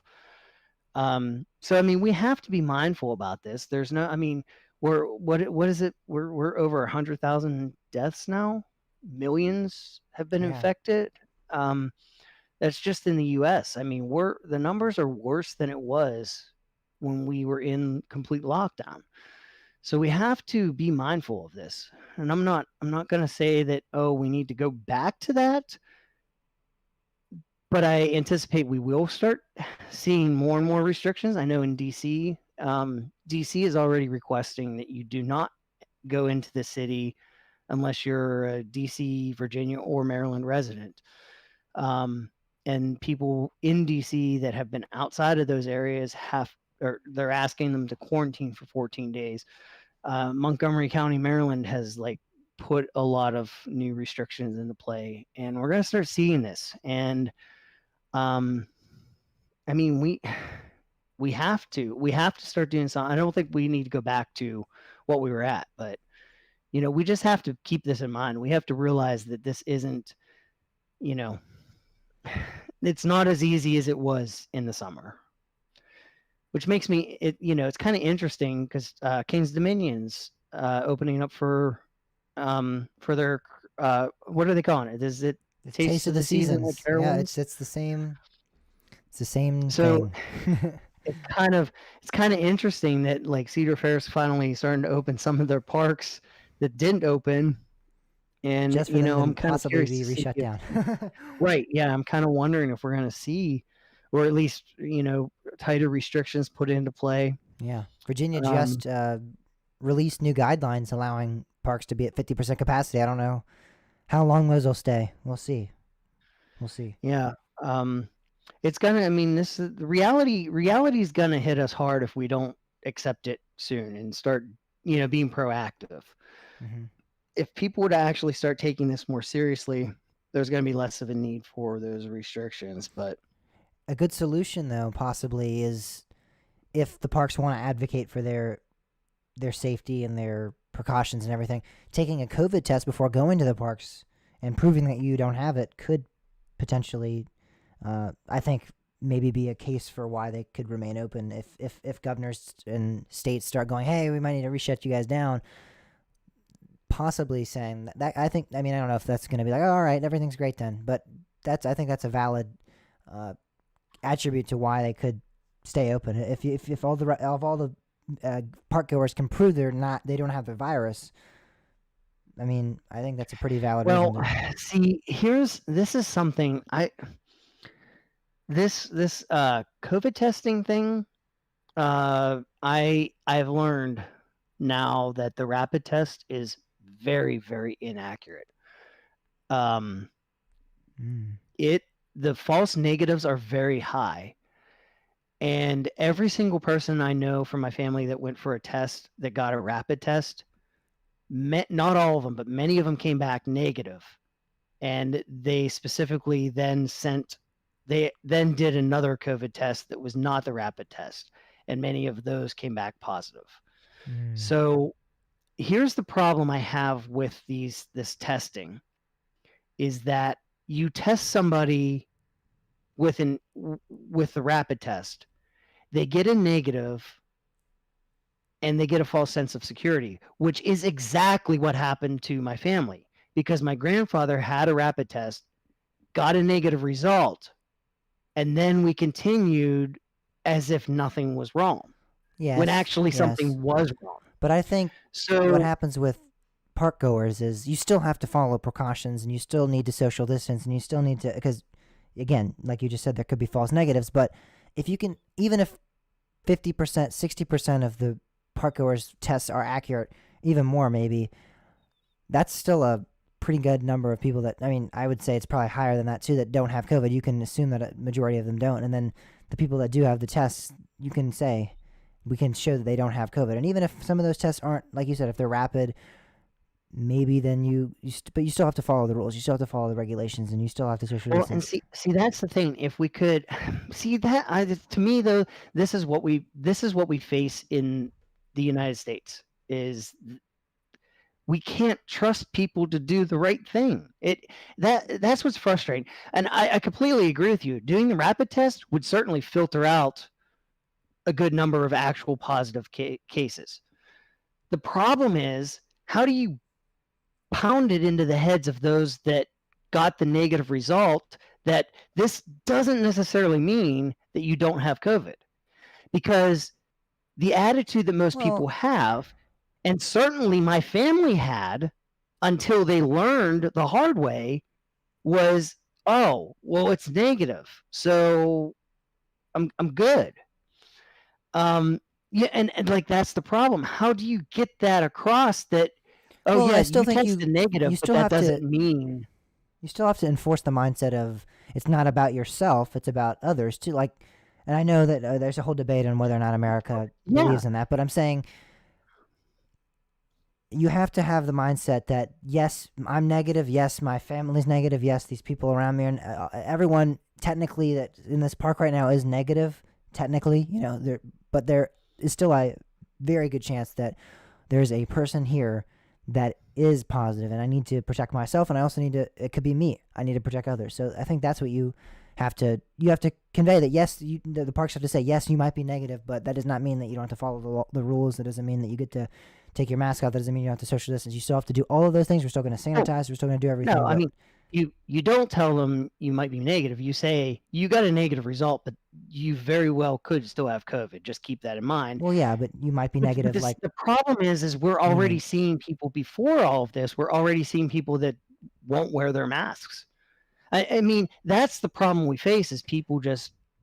I mean, I think my as God, over this is time, not hard. over time though, most of the parks I visited, everyone's wearing their masks. There's a few, like Six Flags America is one where not everyone's wearing their masks, but I think Hershey, Busch Gardens, Williamsburg, Dollywood, Knoebels. See, not even now I've Knoebels, been but- hearing so many reports like later in the year that Dollywood is just one of the worst to go to because there's tons of people not wearing masks. Dollywood Yes, is I like. great. When I No, were you're there. right. You were there at the beginning, and everybody kind of concurred with you. But now there's a lot of reports of people that have been to Dollywood later in the year that they're not really. You don't really have that anymore, like it was at the start of the year. And I think that's the problem is people have kind of had this. Oh, well, summer has gone so well that we kind of have this false sense of security. And that's the thing. We can't have that false sense of security. We have to look at it as like now is when we really need to be ramping up these protections. I mean, it doesn't matter. I mean, there's people everywhere that refuse to wear masks, and that's a problem. And that's why we're in this situation. Mhm. It's frustrating. It's just extremely frustrating because it's such a simple thing to do. Mm-hmm. Yeah, I don't truly understand. Like this isn't. I know some people try to make the masks political now. I mean, I'm not a fan of them. I don't think anyone loves them. But I mean, it's not. How is it different than wearing a shirt or wearing some sock it's like, come on, just yeah, it's not the most comfortable sometimes, but I mean, it really, even at the most uncomfortable it's ever been for me, hasn't been like to the point where it's like this isn't worth it, kind of. I mean, like it's not that bad. So just put up with it. I mean, as much as you might have think, oh, it won't affect me. Oh, I'm young, or I'm not under the age. I'm under the age of 65. It won't do anything to me. Just think about it. Think about what you're putting at risk. Not only the people. Yeah, you're putting people at risk. That's the major thing. But think about you're putting fun at risk too, because you might have to shut down parks now, and you might have to not be able to do things that you enjoy because you won't put a cloth over your face and because you won't stay 6 feet apart from somebody. When you don't why do you want to be on top of it? I don't understand. That's part of why do you want, when you see the lines and stuff, I would feel like that's an indicator oh yeah, I don't have to be right on top of this guy. That's great. But now it's almost funny. like let's be on top of each other. It's crazy. I've always found it hilarious with this whole this is even before COVID.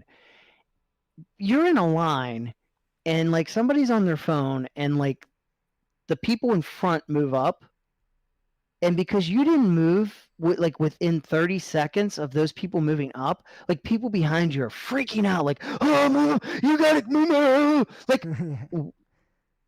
That's not going to get you on the ride any faster.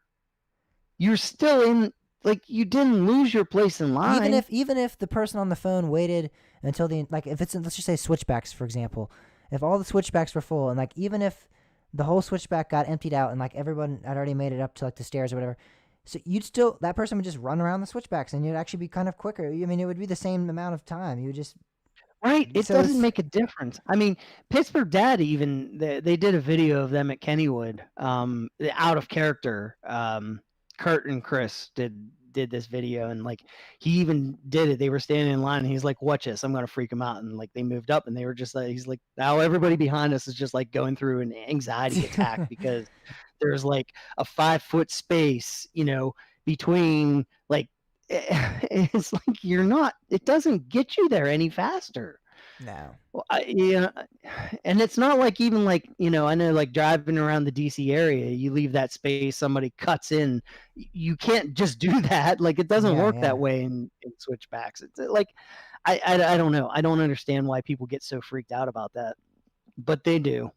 Yeah, they do. And you think that would change now that like that's like it's meant to be that way. It still hasn't. So I don't know. It's gonna be interesting. I'm curious to see what path Ford takes in front of us because last time I called the shots on the COVID stuff, I was completely wrong. Last year at this time, I was like, "Yeah, well, parks are gonna stay open. They're not gonna shut down parks for any virus." And little did I know, it was like 3 months until the next park would reopen again. So they would. I think we're gonna start seeing some parks shut down. Yeah, I think it depends on But I think location. we're gonna see more restrictions put into play at the I think that's very mainly what least. we're gonna see. In my honest opinion, I think that's what we're gonna see. I don't want to call anything for certain because again, last time I did that, I was pretty wrong. But I think we're gonna start seeing a lot of restrictions, maybe some more stricter capacities. I would even maybe like more masks, like enforcement, like you have to wear like government officials saying like if there's any signal of people not wearing masks, then we might have to shut you down. That kind of stuff, being more strict about that. But I don't know if Yeah. I don't know if we'll see any forced shutdowns yet. I don't know. I don't have any indication of that. But then again, I was wrong last time, so I just hope that might be a little bit of wishful thinking. But that is about it for the COVID Talk podcast. Getting back to Coaster Talk podcast, right? Talking about the weekly poll from last week now, which is an interesting one. It was a fun one. It's one that I was curious about because we talk about best theming and best rides and all that. What is the best park soundtrack? What park soundtrack do you enjoy the most? What park soundtrack puts you in a good amusement park mood? And that's what we asked this week. We asked our audience that. We got quite a few responses from those in the audience, those listening to the show. Someone said SeaWorld Orlando because it's much better than other parks. Busch Gardens has a good one as well. I've never been to SeaWorld Orlando. I don't know what the theming is like there, but yeah, I don't know. I don't know what the music is all about. I'm sure it's pop. I could imagine it's much more than that. That's what SeaWorld San Antonio was playing mainly. So See, for me, that's I mean, there's immersive theming, and then there's just good soundtracks. And I like listening to pop music while I'm at a park. I always loved Planet Snoopy's. And I don't know why Planet Snoopy gets better music than the rest of the parks, but I just I like the music that they play in Planet Snoopy versus the rest of the park. I don't know, it's just fun. There's something about pop music that just kind of gets me more in the theme park mood. I don't know. Party in the USA will always forever remind me of I-305 because I've heard that exiting I-305 so many yeah, times. I-305 used to have such a good I love soundtrack. it.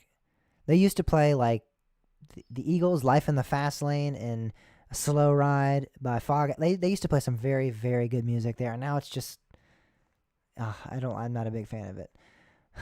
But speaking of pop music, someone wrote in and said, every Six Flags park. I love that they play every teen girl's playlist. It's great.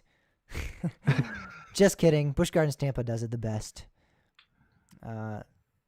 So, yeah, I mean, I think that's along the lines of, I would assume every teen girl's playlist is going to be full of hip hop and pop.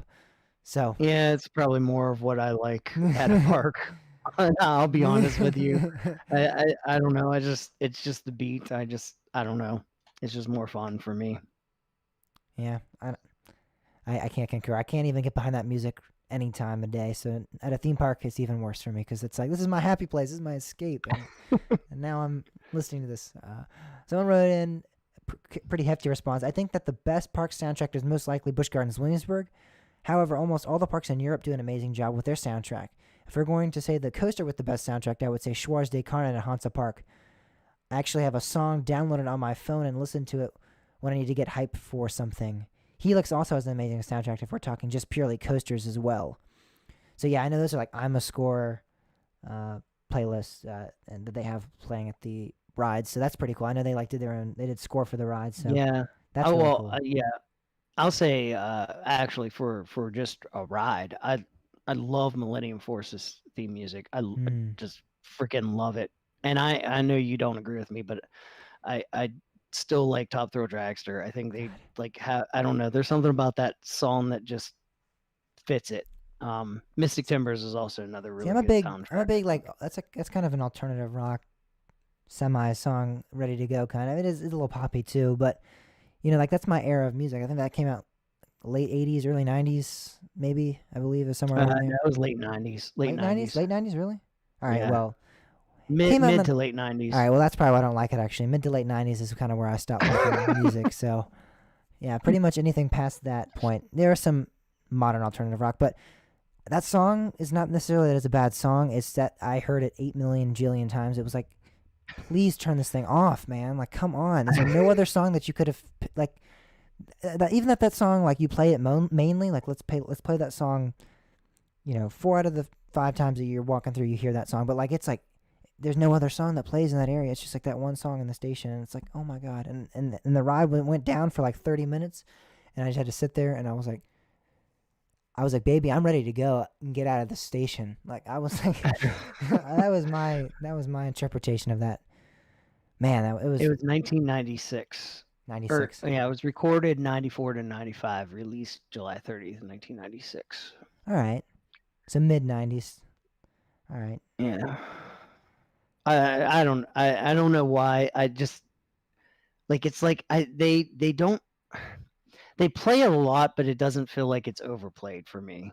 I don't know. I don't know. Maybe it's just because I really like that I music think the and pure like definition of being overplayed is, I mean, overplayed normally means like, oh, the radio plays it too much. When you when it's the only song playing in a specific area, I feel like that is the pure definition of overplayed, though. It's the only song. And it drives me crazy. Oh man, I don't know. That's just not one of my. That would not be one of my top choices at all. That it actually was might be if we did that least actually was favorite. my favorite. I think of that era. That was like one of my favorite songs of all time, long before Top Thrill Dragster was ever built.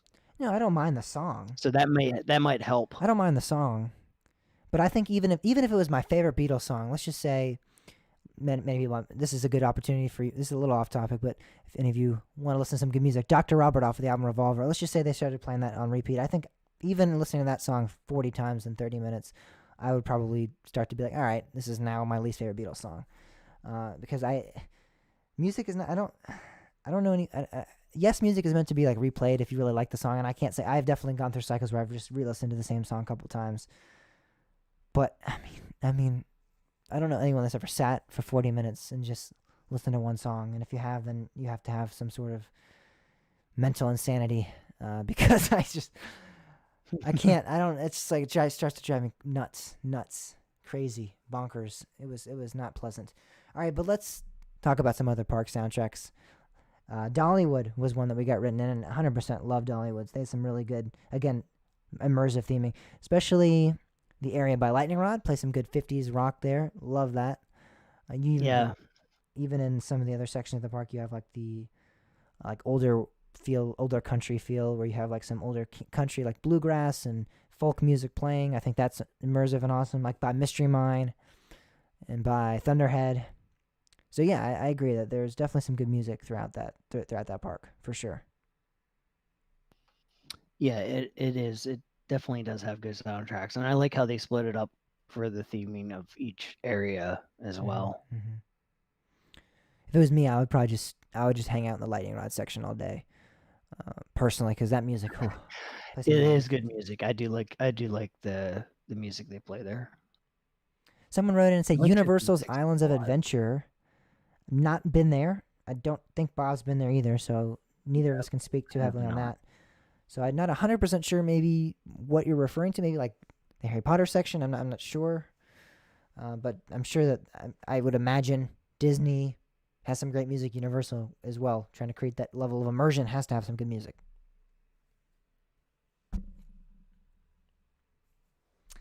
Riddler's Revenge station music was the next response we got. I don't know if I'm aware of that station music.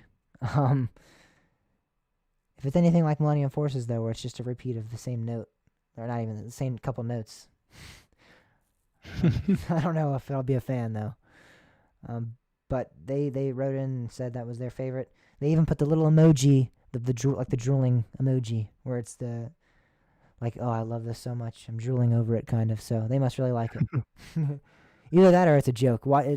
Maybe that's even a joke. I just don't get it because I've never been there. So maybe it's really bad, or maybe they don't even have station music. That would be the greatest if we spent so much time talking about that and it's just a complete joke. I don't know. Now I'm becoming too self-conscious about this. All right, let's move on. Europa Park overall has a great soundtrack for all of their rides and their areas. Yeah, so talking about Europe parks, I mean, they're in another category. They do a really good job with theming and immersion and level of detail, so I'm 100% sure and 100% confident. I've seen videos and pictures from Europa Park. I know they do some really good theming, so I'm confident that their music, their choice is fantastic. I really liked King's Dominion's playlist.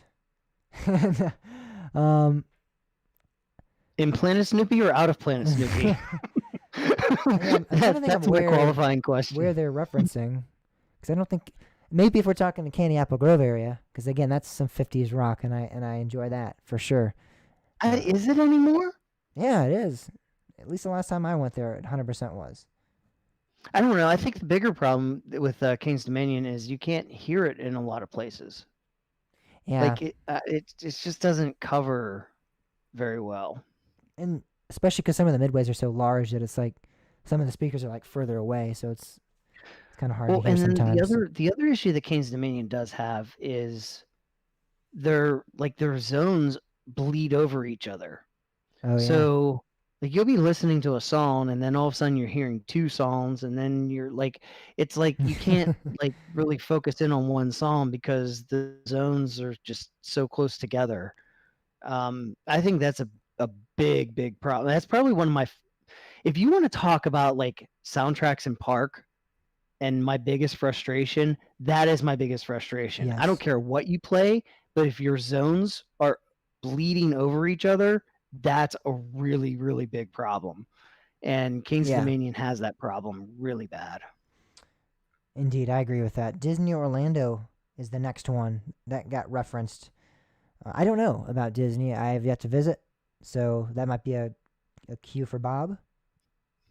It has I mean, well, I haven't been there since I worked there in 99.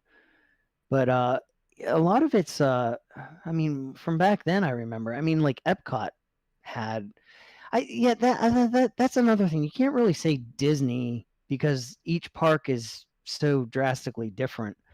Epcot had Epcot, at least back then, was kind of like Busch Gardens Williamsburg in a sense. Magic Kingdom, I don't know. I can't really think too much about that. I know MGM Studios, which is now Hollywood Studios. I can't even really think of a soundtrack they had. I think they just had some ride-related theming, but I don't really remember it there.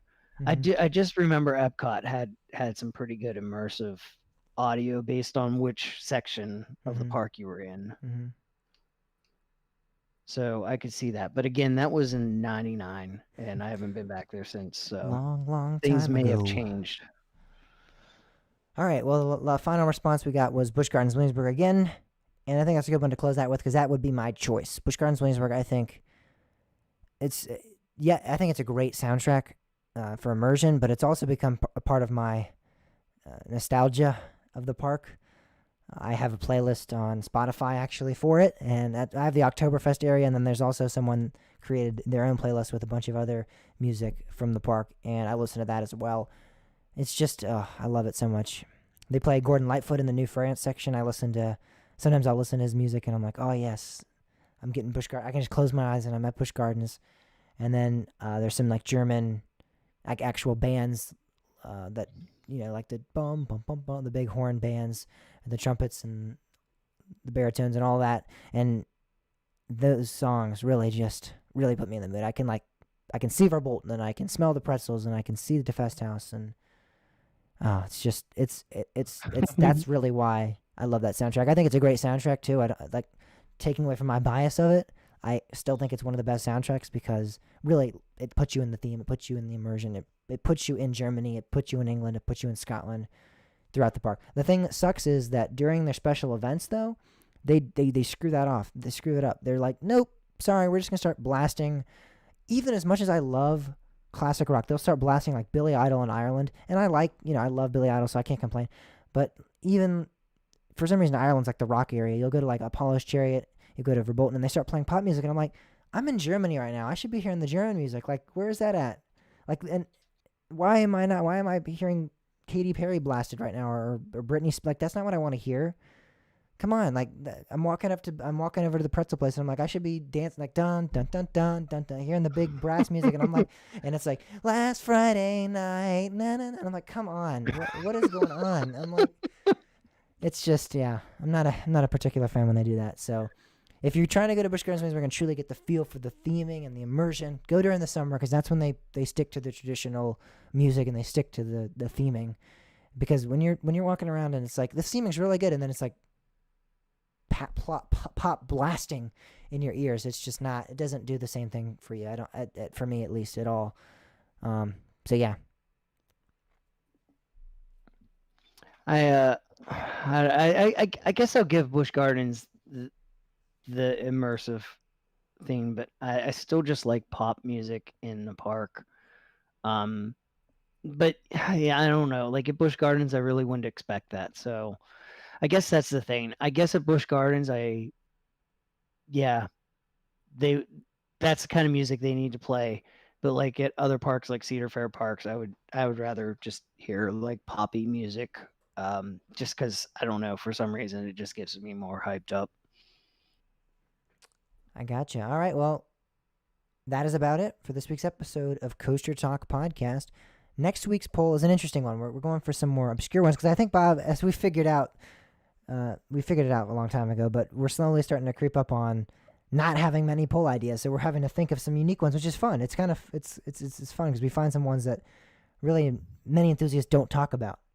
So it's intriguing, for sure. Yes, we just randomly pull stuff out of our butt. And then we're like, hey, that's good. Yeah. Kind of like that. But the thing is how many things get rejected before we actually come up with a good one. It's like a committee. You're coming with, like, we even sometimes, again, we have a live stream that we do every Thursday night at 9:00. And we have our audience sometimes. We'll be like, hey, guys, give us some choice. And we're nope. It's like you're coming before committee. Like, you feel some pressure here bringing some ideas to us. We're just like, rejection. But the weekly poll that we got from our audience actually this week was coasters that need new paint colors. So any coaster out there that does not have the color scheme that you like and you think, hey, this would look really good, write that in. Let us know. Because, like, for example, I know Georgia Scorch at Six Flags Over Georgia was in drastic need of a paint job. It looked awful. And now with that red and black track, it looks really, really nice and really, really good. So if that's something that you think there's a ride out there that is in that similar circumstance and needs to be repainted, let us know. And that's next week's weekly poll. And we'll let you guys know our thoughts on that as well on next week's show. So that is it for this week's show. Again, if you want to answer the poll, which is, again, the coasters that need new paint colors, go to coastertalkpodcast.com/poll. To follow us on social media for updates in the industry, follow us on Twitter at coastertalk_pod or follow Bob's Twitter account at coastertalkbob. Facebook is at coastertalkpod. Instagram at coastertalkpod. If you want to subscribe to the YouTube channel, we have some good videos there. Follow us at coaster and then space talk space podcast. Contact the show by going to coastertalkpodcast.com/contact or by emailing either James at coastertalkpodcast.com or Bob at coastertalkpodcast.com. Thank you guys all so much for listening to this week's episode. It's been great to have Bob back. Yep, it's great that I can actually talk and be back. Normalization is upon me. I can feel it. Oh, it's so great. We missed you. So hopefully, and we'll see you again on next week's show.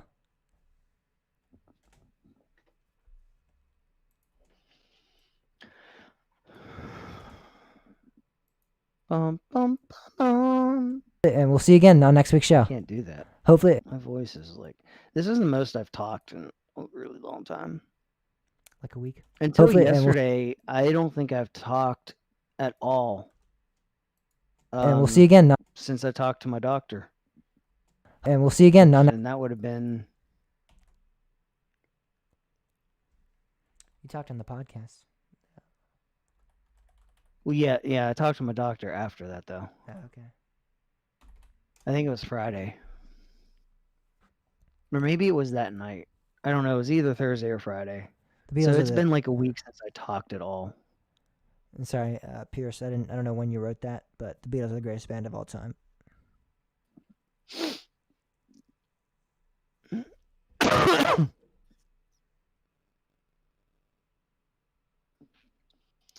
Boom, boom, boom, boom. Oh, my throat hurts now.